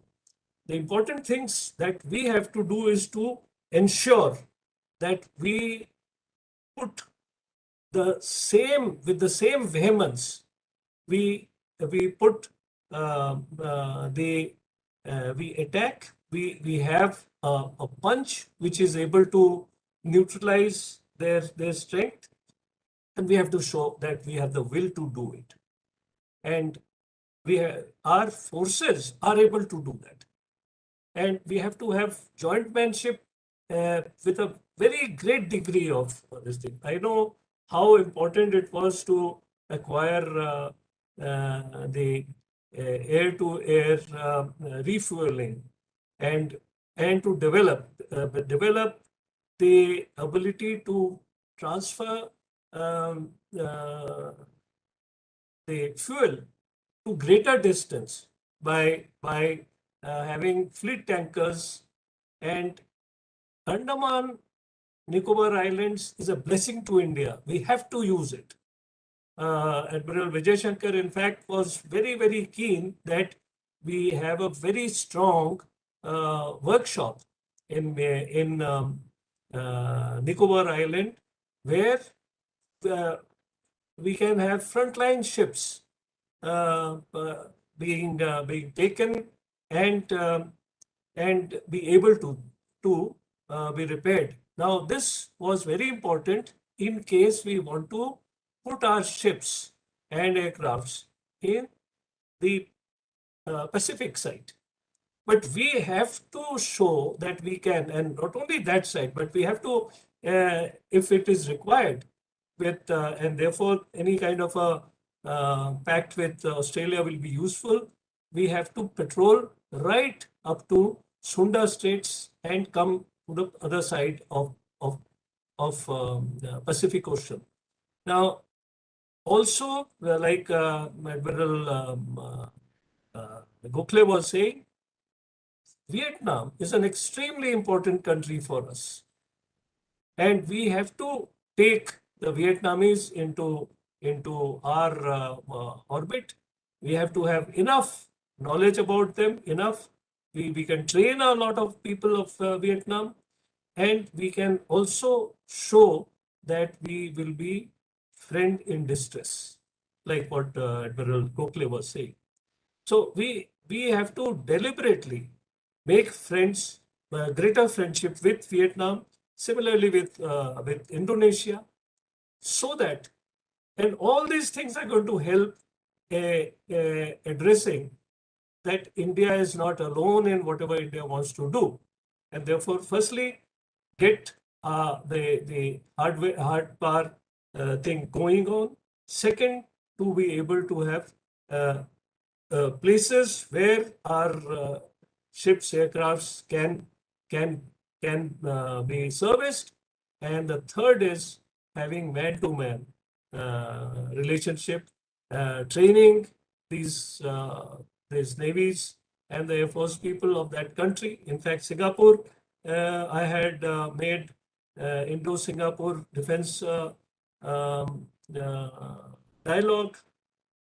Incidentally, I started Indo-US framework for defense, which was immediately followed by Indo-Germany, Indo-Japan, Indo-Australia.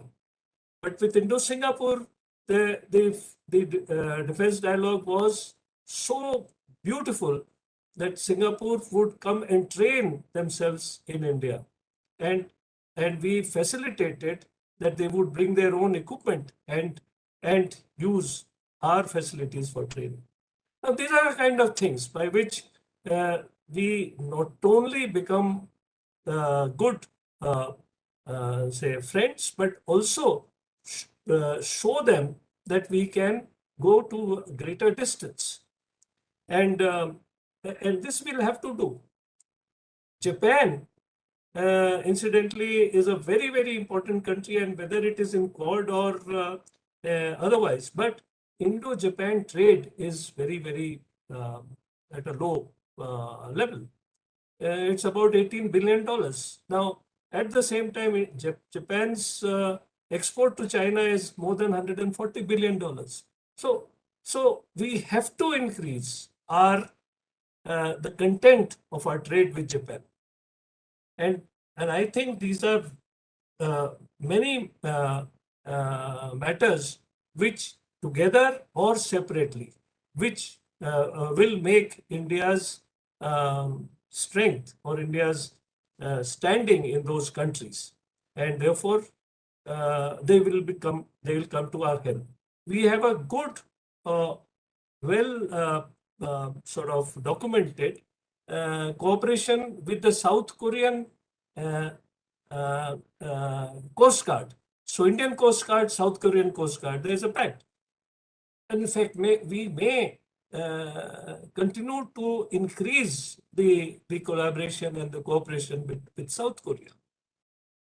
Same thing with Malaysia. So what I'm saying is that India, with its different bilateral methods, should be having in better relationship with them. And Admiral Gokhale's has what he says has immense value. So, but again, I mean, I would say that what we have seen in the Ukraine-Russia war is that ultimately you have to depend upon yourself, and there is no way, but we have to make India a strong hard power and make anybody know that we will bring extreme harm to them if we are harmed. So I would end here. Thank you very much. Jai Hind. Thank you so much, sir. It was certainly a very, very comprehensive view on the entire security scenario in the Indian Ocean region and beyond. And your repeated stress on capacity building and hard power is, I think, extremely important for us to take note of. Thank you so much, sir. I would now request Professor Madhav Nalapad, sir. He is the Vice Chair of Manipal Advanced Research Group and is the Director of Department of Geopolitics and International Relations at the Manipal University. He is also the Editor-Director of the Sunday Guardian and ITV Network. He has been Editor of the Times of India and the Editor of Mathura Bhumi. Dr. Nalapat writes in many on international affairs and appears regularly on global media as a respected authority on geopolitics. Sir, I would request you to give your presentation, sir. Thank you, Arnab. And of course, I had the privilege of listening to a really superb and comprehensive presentation by Mr. Shekhar Dutt. I just want to say that thank you for giving me this chance of joining in for some time. And I'd like to say that the reason why I'm doing so is essentially for two reasons. One is to pay a small tribute to you and the efforts that you have made to create an understanding and knowledge of a very important but somewhat neglected domain, which is the underwater domain. I mean, you have done tremendous work in this, and if I may say so, I think that work is slowly being recognized. And I'd just like to say that, therefore, it's a privilege to join this group that has been assembled by you with such stellar experts on that. The second point is that the Navy is an extremely important service. The Air Force is important, the Army is important, but again, the Navy is also extremely important.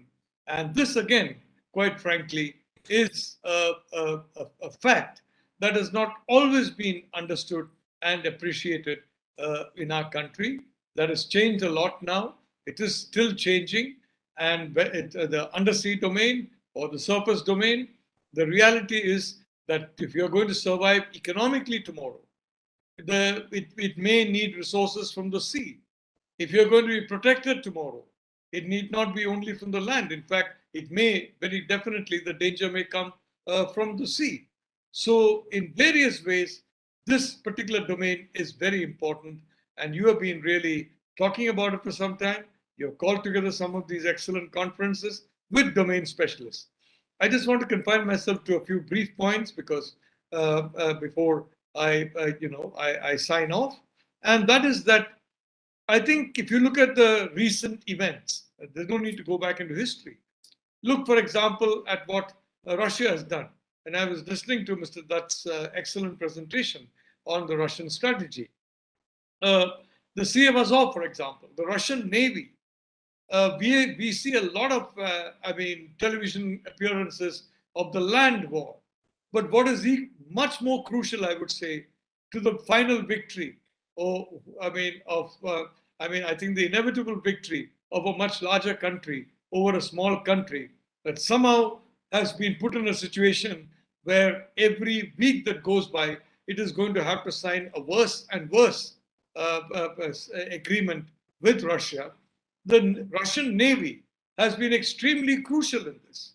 And controlling, for example, access to the Sea of Azov has been a very important part of the strategy. It's also a fact that it has choked off Ukrainian ports. And of course, the Russians are arguing very clearly that you lift sanction on us and we'll allow Ukrainian grain or whatever to flow out. But if you're sanctioning us, we have no option but to consider ourselves in war. And therefore, we are blocking this particular sea, including to grain from out of Ukraine. So that shows again, I would say, a very underappreciated role played by the Russian Navy in what we are seeing play out over Ukraine. Let's go closer home. Let's go a little further away to the Pacific Island. Again, Mr. Dutt, in his very comprehensive presentation, has talked about the Indian Ocean, the Pacific Ocean, and now we have put the whole thing together into one common construct, the Indo-Pacific, which I think is the right thing to do. Look at the Solomon Islands. A few months ago, the Prime Minister of the Solomon Islands, a gentleman called Sogavare, he signed an agreement with China, which essentially is a military agreement. So through that agreement, assuming that it really takes off, and frankly, the Sunday Guardian had been warning about this for more than a year and a half, about this, the danger of the Solomon Islands coming under Chinese military control. It finally has happened. And after it has happened, of course, Australia has woken up, New Zealand has woken up, the United States has woken up. Well, it woke up a little late. but the Chinese have signed that agreement, then that's a very, very dangerous agreement because it enables China to get out of that island chain. Taking over Taiwan would enable to do so, but that risks a huge number of sanctions. And I'm not entirely sure any sensible Chinese leader would want to go through those sanctions unless he's under tremendous pressure at home domestically. Otherwise, you've seen, for example, the effort on Russia. Well, the effort on China will be equally severe. And of course, the sanctions on Russia have caused massive dislocations in logistics chains and in the global economy. Sanctions on China, while necessary, will cause even greater change. So you have the Solomon Islands, and that is the ocean. It's important because of its location and because the ocean is very important. Closer home, you've got Sri Lanka, a country that has frankly been devastated by its effort at getting close to China. Because where China is concerned, the only relationship that it recognizes is the relationship of a vassal state to the state that is basically controlling it. The Middle Kingdom has to have control, and you have to pay tribute to it. It's happening in the case of Pakistan.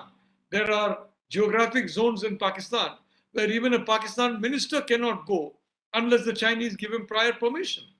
So the sovereignty in practice is no longer with Pakistan. That sovereignty is with China, and the regrettable fact is not even Pakistan territory. It's Indian territory that the Chinese are exercising sovereignty over as a consequence of illegal decisions taken by Pakistan dating right from 1947. But look at Sri Lanka. Look at the fact that China put a lot of pressure on Sri Lanka for this policy of doing away with chemical fertilizer and going in for organic fertilizer. Some Chinese company, which is close to the Communist Party of China, would have been telling, why not, let's make Sri Lanka a market for our organic fertilizer. And obviously there were individuals in the government of Sri Lanka who were very pro-China. I've said this openly many times, and I say this as somebody who has some acquaintance with the former Prime Minister, Mr. Mahinda Rajapaksa. In fact, he was invited to India by me and Dr. Subramanian Swamy, and we had a very good visit. And I'm happy to say Prime Minister Modi spared almost 1 hour of his time, very valuable time, to speak to former President Mahinda Rajapaksa and his son Nemal, who is a young politician. So Sri Lanka has got to take a decision. If it has to be saved, it has got to take a decision on its geopolitical anchoring and mooring. India has taken that decision. Under Prime Minister Modi, it has become an active member of the Quad. And I have argued, in fact, publicly about a week ago in the Sunday Guardian, in a column of mine, that when we talk about the Quad, let's not talk about only 4 countries. Let's talk about 4 foundation principles. So the Quad is a quadrilateral of 4 fundamental principles, which means you can have more countries as part of the Quad. In fact, that's exactly what Mr. Dutt was very correctly saying, that Indonesia may need to be a part of the Quad. Absolutely. Sri Lanka should decide to be an associate member of the Quad. Vietnam should very definitely be invited to be an associate member of the Quad. So you remove this numerical limitation on the Quad membership and make it the 4 principles rather than only 4 members, and the Quad can be immensely powerful. I think Sri Lanka under Gotabaya has more or less on the lines of that choice, because the President Gotabaya Rajapaksa doesn't have the same mindset as Basil Rajapaksa, his elder brother, who's extremely pro-China. I don't want to say anything stronger, but very pro-China. And Mahinda, who frankly is not really very concerned about geopolitics. He's entirely concerned about domestic policy, and geopolitics only to the extent in which domestic policy can be affected. But Gotabaya was, I think, a green card holder. He understands the importance of the Indo-Pacific strategically, and I am very certain that before India opened its heart and its food stocks and its generosity to Sri Lanka, there must have been some discussion about the future alignment of Sri Lanka, alignment away from the new colonial power, which is trying to colonize the country, China, and alignment towards fellow democracies, because Sri Lanka is also a democracy. And here again, why is Sri Lanka important? It's very important, as Arnab, you will understand, and our friends in the Navy who are in this conference will understand very well. It's important for the maritime dimension. Its location in the Indo-Pacific makes it absolutely crucial that it join hands with the democracies and separates from the authoritarian states led by China. It's absolutely essential for the democracies that Sri Lanka be part of the confluence of democracies. It's very essential for China that this not happen. And just as I've long argued, it's absolutely essential for the United States to have India as its most important partner in the Indo-Pacific, and vice versa. It's the most important thing for India to have the US as its most important partner in the Indo-Pacific. For both countries, we are each other's most important partners in ensuring, in Prime Minister Modi's words, a secure, inclusive, free, and open Indo-Pacific. So there again, the maritime dimension comes into play. So today, in today's geopolitics as it is evolving, in the Indo-Pacific, in the Ukraine conflict, frankly, I don't understand why NATO has gone to this incredible extent, because Ukraine, unless you're looking at a land invasion of Russia, Ukraine is of very limited strategic significance to NATO. I frankly don't understand, except that I think it is driven more by sentiment than anything else, and by this perception that Russia may one day become a challenger to the United States. So better to somehow take care of that. And I think the United States, even after 1992, even after the Soviet Union collapse, the United States has been working, and the countries in the EU, Germany, France, UK, have been working to weaken Russia. And the only hypothesis I can frame is that they are afraid that if Russia integrates into the EU, if Russia gets more integrated, for example, into the democracies, then Russia will become so powerful economically, it will challenge a certain country on the other side of the Atlantic Ocean. So it wants to weaken Russia before that happens. The same logic, frankly, that the Chinese have vis-a-vis India. What is China's fear about India? Why has China, one way or the other, seen India as a threat and been hostile to India when India has gone the extra 10,000 miles to be friendly with China?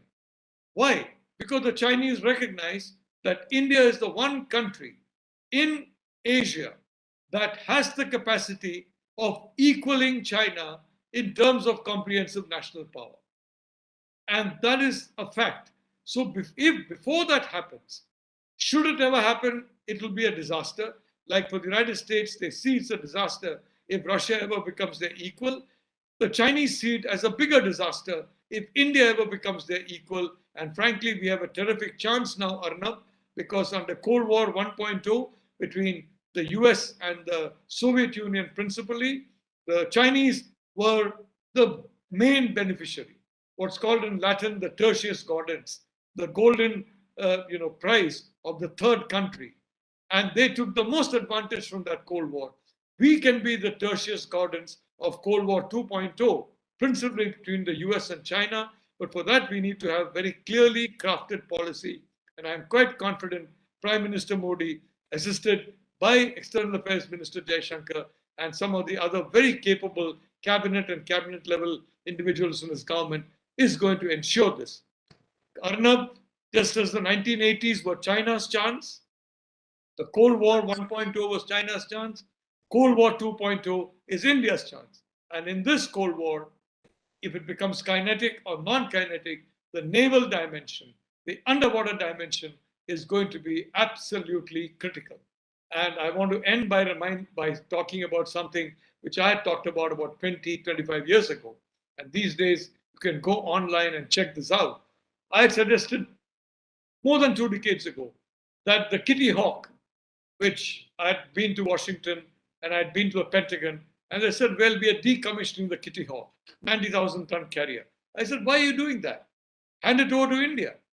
Give it to India. The Indian Navy will make good use of it for the next 10 years at least, because we know Jugaad, we know how to handle this kind of thing. And in fact, not only Kitty Hawk, about 10 or 20 ships, give it to the Navy, because in terms of finances, and I'm talking 20, 25 years ago, I mean, it was very difficult for India to talk about the kind of Navy that India needed. But if you had a Lend-Lease agreement with India, the United States, India could develop a Navy that not only India needs, United States needs, the democracies need to preserve and protect the Indo-Pacific. Unfortunately, that particular plan did not work. A very strong pro-Pakistan group in the Pentagon torpedoed it. And in India, somehow, there was a misapprehension that this meant that we are going to retreat from the order that was placed for the Admiral Gorshkov, which is not the case at all. We could have easily have gone to a second career. So neither place was there a warm welcome, and the whole thing collapsed. But naval cooperation with India and the United States is extremely important, as important as on land and air. And naval cooperation is particularly important in terms, for example, of ensuring that the Indian Navy can punch its potential weight in the Indo-Pacific. And if it does not do so, all the democracies are losers. So I want to say this is a fantastic opportunity for India, for its Quad partners. We are showing Sri Lanka the difference between a country that is trying to colonize it and a difference between a country that regards it in a fraternal fashion. That's the difference between India and China. And I think the Sri Lankans are understanding that. Definitely, I'm happy that some of the Rajapaksas, who are unfortunately very friendly to China, are no longer the government. I don't think Gotabaya Rajapaksa is in that list. So let's hope that he's not. But he has to de-link and decouple. There is a huge decoupling which is underway from China. Hopefully, a lot of that will come to India. But Sri Lanka has got to decouple for its own survival. And India, I would like to say, we are an essential component of an architecture that can protect democracies and protect sovereignty of countries such as Vietnam. And in this, the maritime dimension is all important. That's why, Arnab, I could not say no to your proposal. I have 3 or 4 lectures, unfortunately. I came to Delhi yesterday after giving a lecture in Pune to about 40, 45 companies, the risk managers on geopolitics. Now, as you can see, professors keep to talk a little too much, and I'd like to stop now. But thank you for giving me the honor of joining this very illustrious group. I wish you all the best. I wish the MRC all the best. And I'm really happy that this is being live streamed, because this is what we need. Public opinion needs to understand the meaning of security. You can't have government operating in a silo. It has to have operating in the full glare of the public, so that the public understand the good work that the government is doing, which in some cases it does not always happen. I am confident under Prime Minister Modi, a true visionary, India is going to get into the superpower league by 2029. India is going to be on track to that by 2024. And one way will be to ensure partnerships in the maritime domain. And you have got, in fact, Ambassador Triguniath here, an absolutely top-class diplomat who knows exactly what I'm talking about. And I'd like to say, I think the MRC should also get itself involved in diplomacy, because I've been saying for 30 years, and may I say only after PM Modi came to power, this has been taken seriously, that the military, diplomacy via the military, is a very important component of a country's diplomacy. And I'm happy to see this is happening. And I think, Arnab, the MRC also needs to make it happen. With your permission, I'll sign off now and head off back to my lecture. But thank you for inviting me. God bless you. And thank you for inviting me with the stellar team. Take care. God bless you. Can I say something? Just 2 sentences, Professor Nalapat. Sir. Your advice that India could use some of the ships which USA tends to demobilize is a very, very good advice. And in fact, immediately when we were discussing the Indo-US framework for defense, and which I finally signed, they said that they are willing to give us Trenton, USS Trenton, which is a landing ship, and we then went over there and saw the ship, and USS Trenton came with a bit of a modification, and it is Indian naval ship Jalashva now. So Jalashva was. Actually, Arnab, if I may just add, Biden has given Lend-Lease to Ukraine, which is absurd from a strategic point of view. Lend-Lease should be given to India. So I'm afraid Joe Biden is living in the past. He's living in the 20th century. And of course, there are people in the Biden administration. I don't include Blinken or Sullivan among them, but there are people, certainly Lloyd Austin is among people who are living in the 21st century. There are fortunately people in that administration who are in the 21st century. A 21st century mind would have had a Lend-Lease with India.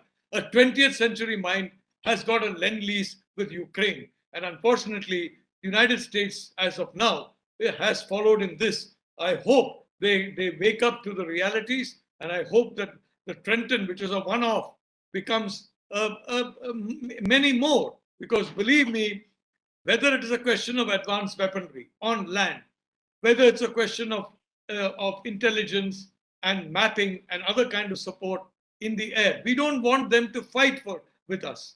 We don't want their soldiers at all. We don't want their airmen. We don't want the naval people.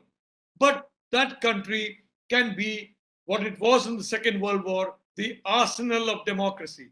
And as I wrote more than 20 years ago, you know what Churchill told Roosevelt, give us the tools and we will finish the job. Give us the tools, America, give India the tools, and we will finish the job of keeping Asia safe from a new hegemon. Thank you. Thank you so much, sir.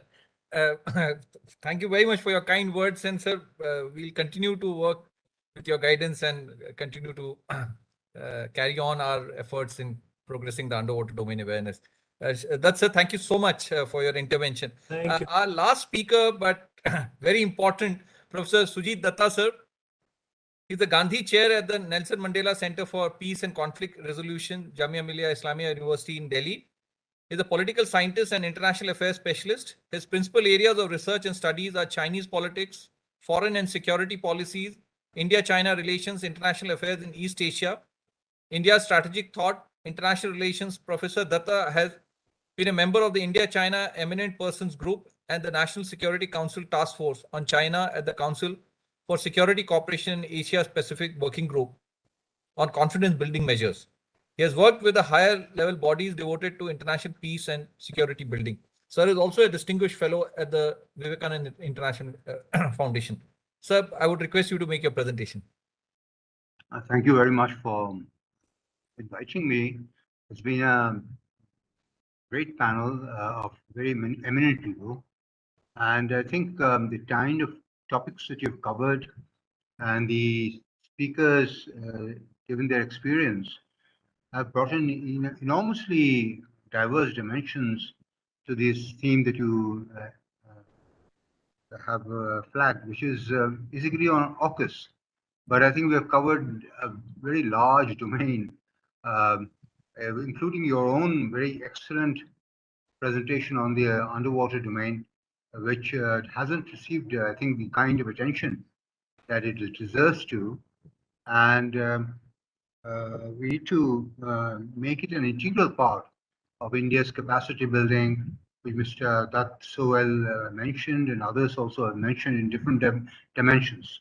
So I just, at this concluding stage, since most of it has been covered so well, and Shomen made an extremely interesting strategic affairs long-term vision statement regarding AUKUS as well on the one side and the Chinese factor on the other. So I want to just make some closing comments regarding what I see as the Indo-Pacific construct and India's role in it, and what does it mean for us? Number one, I think for a long time, we were reluctant to move beyond the Indian Ocean construct in terms of our strategy. But beginning with the second effort by Prime Minister of Japan to set up the Quad, we moved into the Indo-Pacific domain in our rearranged strategic thinking. And by now, it has become a very integral part of India's wider structure of strategic thought. So, and rightly so, because it coincided with two factors. Number one, the increasing threat that China posed to us, not only on land, but also on the sea, and its enormous investments on the military and technological dimensions of warfare, and the civil military unity that it was building in its entire structure of industry, as well as the military defense complex. Now, and the second part of it was that India itself was growing in stature. Our trade was growing, and now, as you know, this year, for the first time, our exports have crossed $400 billion. We are signing trade agreements with Australia, with UAE, and working on trade agreements with the United States and Europe. So, all in all, India is preparing itself to become globally engaged in a much bigger way than we have ever been.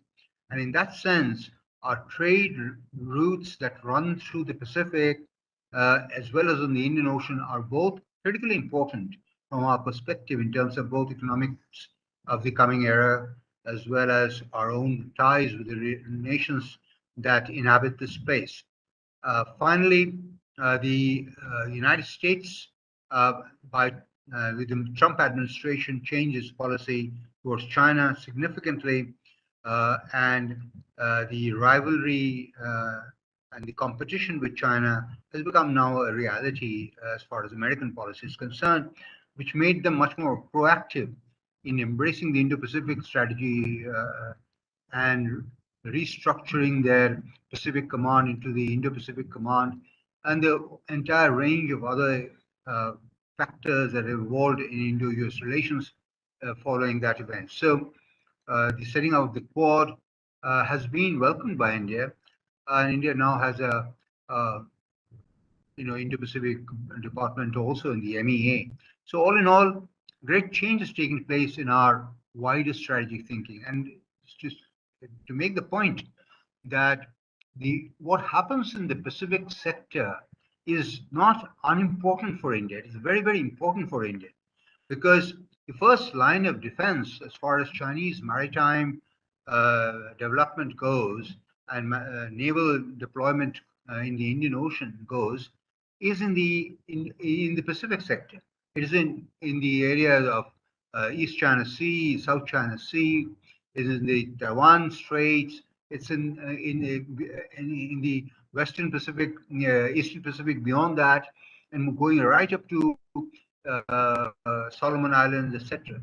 So China's growth and control over the so-called first island chain is critically important as far as India is concerned, because if they are bottled up there, then to that extent, their role in the Indian Ocean region and our own environment is further diminished. And therefore, from that perspective, I think it is very important that AUKUS has happened, and that the Americans' alliance system is still there, because that balances China. And though is a fact, as Shoman said so well, that the Americans really have not done much. As long as US-China relations were going great in terms of economic benefits that the American companies drew out of it, they allowed the Chinese to expand territorially into the South China Sea. They did not see it as a threat at that point of time. The Chinese built the artificial islands and the military bases there. So in a way, all this happened in front of the American eyes, and they were allowed to do so. So today, the Americans are concerned about all this. The situation has changed. The fact that the Chinese have built significant submarine capacities as well as overall naval capacities is now very clear, and that the Chinese are not here to be a supplicant of to the Americans, but to compete with them, to be a rival to them, is now all out in the open. So, in a way, all this makes for a situation where the Sino-US rivalry in the Pacific zone and elsewhere, but specifically in the naval context, maritime context in the Pacific zone, is critically important as far as what happens in the rest of Asia, and particularly in the Indian Ocean and beyond. So from our perspective, we are deeply interested in how the future unfolds in the Pacific, and especially whether AUKUS is in any way, meaningful way, be able to balance China in the South China Sea,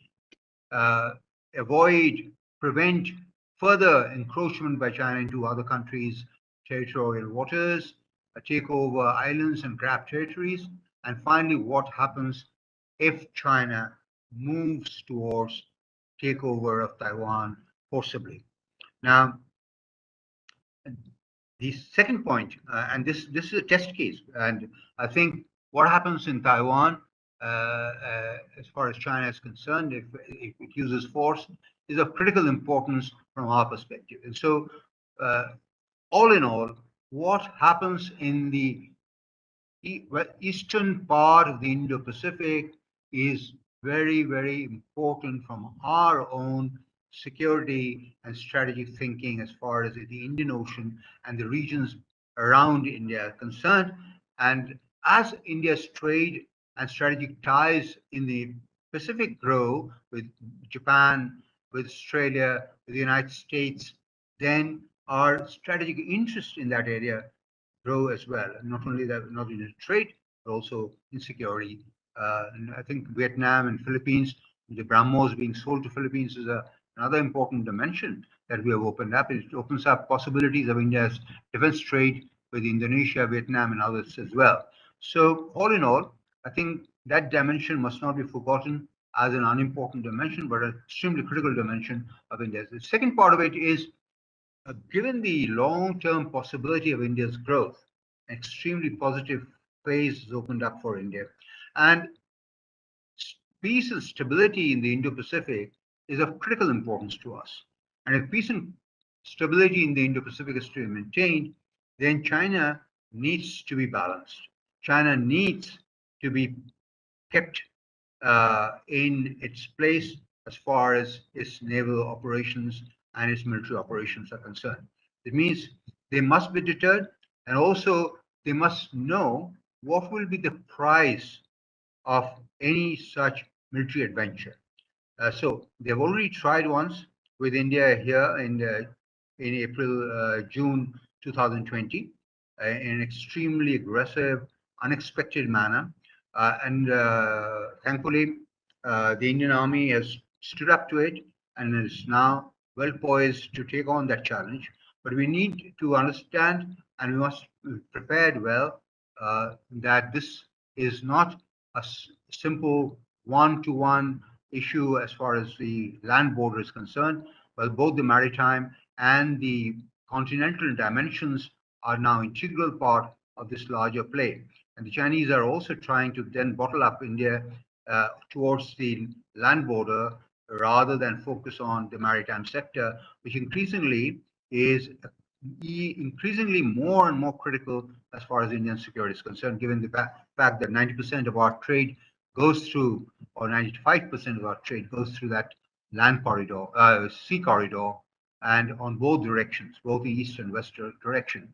It's also very important in terms of our security relationships that are evolving in the Indian Ocean, the Pacific region, and overall, given China's deployments in the growing deployments in the naval field in the Indian Ocean, that dimension becomes increasingly more important. So from that perspective, I think the Indian military build-up and the fact, particularly of maritime build-up, is of critical importance from our perspective, and this must be given, including the dimension that you mentioned, which is so important, not only for various civilian functions, economic functions, also for security of these sea lanes and for our own shipping, etc., but also for monitoring submarine movements in that area, which is so important as far as Chinese shipping and naval deployments in the Indian Ocean is concerned. So, and the third dimension, I think, that is important from our side is also to recognize that we won't be able to, at the shortest period of time, do all this on our own. We need partners, and strategic partnerships with the United States, Japan, with France, with Israel, with Australia are very, very important from our perspective in terms of India's capacity building, in terms of India's wider strategic play as far as dealing with China threat is concerned. But not only the China threat, but also other threats that emanate in the Indian Ocean, in the Indo-Pacific region. And this includes terrorism, cooperation in intelligence, cooperation in dimensions of environment and COVID, etc. So supply chains are another very important element of that cooperation. And supply chains have great importance as far as building India's industrial base is concerned. So all in all, I think there are multiple dimensions here in which cooperation with the United States and our Quad partners, and also with Europe, European partners, Israel and others are critically important. Japan is a very crucial partner of India, and there are enormous opportunities in technology, in trade, in terms of capital flows. The role that Japan is already playing in terms of India's development are very important. And therefore, I think these partnerships are something that we value and must look forward to. Now, does the setting up of the AUKUS in any way challenge India? I don't think so. I think it's a decision that the Americans, Australians, and the UK have taken in terms of dealing with their own security issues.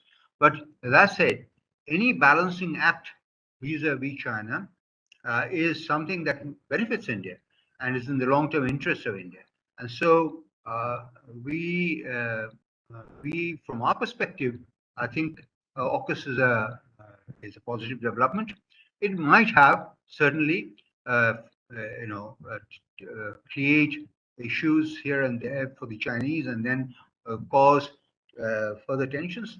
But Chinese also understand the risks involved here as far as getting into tensions with America directly is concerned. And therefore, what I see is the real challenge is what does China do in the coming years vis-a-vis Taiwan? And that would be a test case there. So, and finally, I think there is a dimension that we must keep in mind. I think a linear reading of Chinese growth in power and military capacity must also be looked at in more with a question mark. China's current domestic situation, particularly economic situation, is not at all positive. And its growth rates, as you know, is significantly fallen and is continuing to fall, particularly given the disruptions that its COVID policies have created for it. The lockdowns in Shanghai is disrupted very badly. Now parts of Beijing and 11 other cities are now in different types of lockdowns. This has affected China's both shipping as well as industrial capacities and production, disrupted its economy, and Chinese economic growth has significantly fallen. This year, the expected growth is not likely to be 6, but somewhere around 5 and maybe even less, given the disruptions that have been caused. And it's compounded by the fact that China's growth currently is deeply promoted artificially by massive investments in infrastructure and till recently into the real estate. Real estate and infrastructure contribute nearly 29% in real estate and 30% in infrastructure as percentages of GDP. Now, both these have been bloated out of proportion by massive funding and loans given to companies in these areas, both state-led as well as private sector. Now, with the Evergrande collapse and the various real estate companies in deep trouble as a result of China trying to restrain this huge, bloated, debt-led investment structure, the Chinese economy has two major laggards now. And the private sector and the Chinese Communist Party are no more in the same place as they used to be. So we have a situation where there's a great pressure on the Chinese economic growth model. And China is going through that adjustment, and it's not going to be easily solved in the coming years. And finally, the demographic crisis in China is also something that needs to be taken into account. China's workforce is going to decline steadily hereafter. And between 2019 today and 2050, they're likely to lose somewhere around 200 million workers from their workforce and add that number into the senior citizen category, which would mean China's expenditure on welfare and social welfare, etc., would go up from 10% of the GDP to around 30%, 25 to 30%, which is an enormous task at a time when economic growth rates are falling and will not be sustained at higher levels than 6%, certainly anytime more. So we have a situation where China can go on a path of defense building only at a great peril to its economy. I do not think this defense expenditure of China is any more sustainable, given the type of problems internally it is facing. So does it mean they're less threat from China? No, it does not.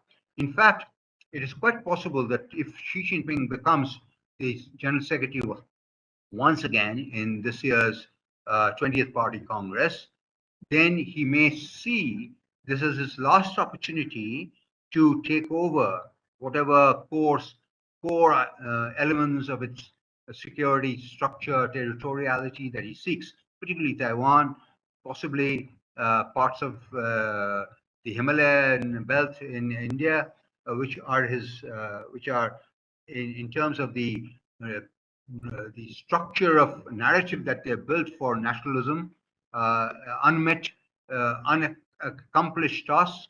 So it is still possible that he will do it, because that is the narrow window of opportunity that remains before even greater domestic problems that I mentioned take over.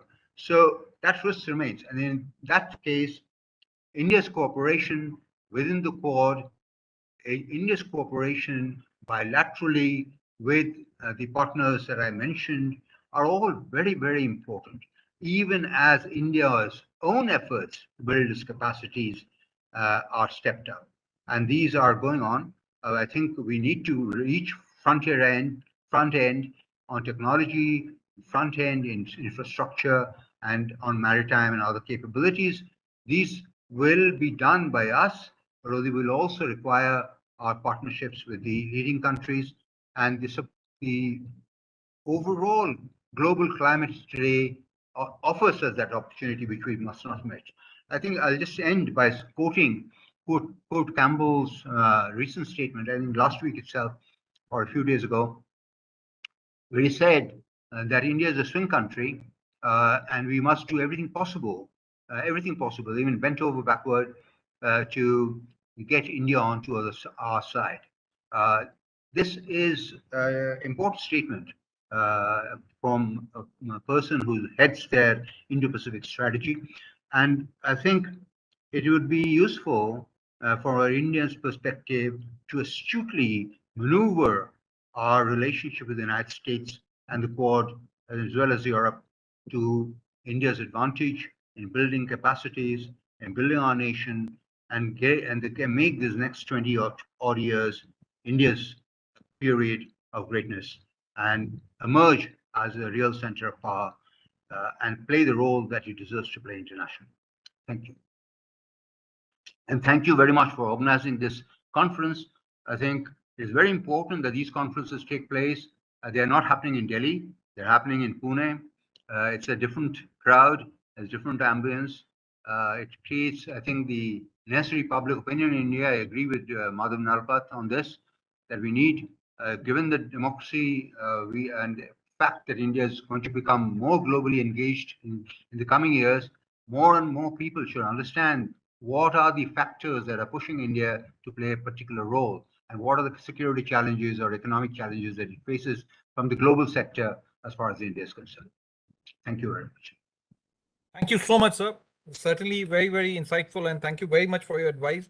Our webinars, we almost do one webinar a month on various aspects of the underwater domain awareness, and they reach out to a significant audience across, right from students to even senior strategists and others.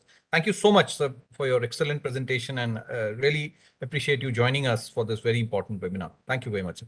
So now we are at the end of the webinar, and I would request our strategic communication fellow Nishtha to kindly propose the vote of thanks. Thank you so much, sir. Good evening, respected guests, honorable guests of honor, and all the dignitaries who are present on the online platform right now, and others who have joined us for this meeting. I'm Nishtha, and I'm honored to propose this vote of thanks on behalf of Maritime Research Center and on my own behalf as well. We're all very happy and grateful for this successful program, and we are grateful to our esteemed panel for sparing their valuable time for us and gracing this occasion. A big thank you to Shri Shekhar Dutt, the former Deputy National Security Advisor, for providing us so much valuable, his valuable feedback and valuable suggestions to our audience. I must mention our deep sense of appreciation for Ambassador Triguayat, who is a former diplomat. Apart from that, we are grateful to Vice Admiral S.V. Bukhare for sharing valuable information on the Indo-Pacific strategic space. Apart from that, I would also like to thank Professor Madhav Das Nalapat, Professor Sujit Datta, and Commodore Sumin Banerjee for joining us and for sharing such valuable information on a very timely and relevant topic, which is AUKUS. And as Ambassador Triguayat very rightly mentioned, that a discussion on AUKUS is very important, as our Honorable Prime Minister will be attending the upcoming Quad Summit in Japan from May 24 onwards. Apart from that, PM Modi will also be holding strategically important bilateral talks with the leaders at Quad Summit. We would also like to thank all the known and unknown hands that contributed to the success of this program. Once again, I would like to thank each one of you for joining us. With sincere feeling of gratitude, I would like to take your leave. Thank you so much. Excellent. Thank you so much, Nishtha. Ashwin sir, you would like to say something? You're muted, sir. Kindly unmute yourself. Just one quick suggestion to the list of countries that we must befriend. I would add Philippines also. I think they can be a very important partner. So to the various eminent speakers, just one suggestion. Thank you, sir. Thank you. Captain Bangara, sir, maybe a last quick word from you. You're muted, sir. Kindly unmute yourself. Yes, sir. Good evening all. It's been a pleasure listening to all the experts in this field, and I think I'm the only outsider as far as underwater domain is concerned. But it has indeed been very enlightening and thought-provoking, and thank you ever so much, Commander Das, for inviting me and being a part of this. Thank you so much, sir. Thank you all. I think we had a very, very interesting and very, very insightful interaction, and I think there are multiple takeaways. As our tradition, we will be coming up with a webinar report, which we'll be sharing with the speakers as well as certain important authorities to take this discussion forward and also seek participation with from more and more people into this UDA initiative that we are pushing. I mean, this is a very important dimension. Strategic security cannot be compromised, and I think everybody, all the speakers have really brought it out very, very well. And we assure you our continued effort in taking forward the UDA framework. Thank you so much for joining us today. We'll sign off now. Thank you so much. Thank you.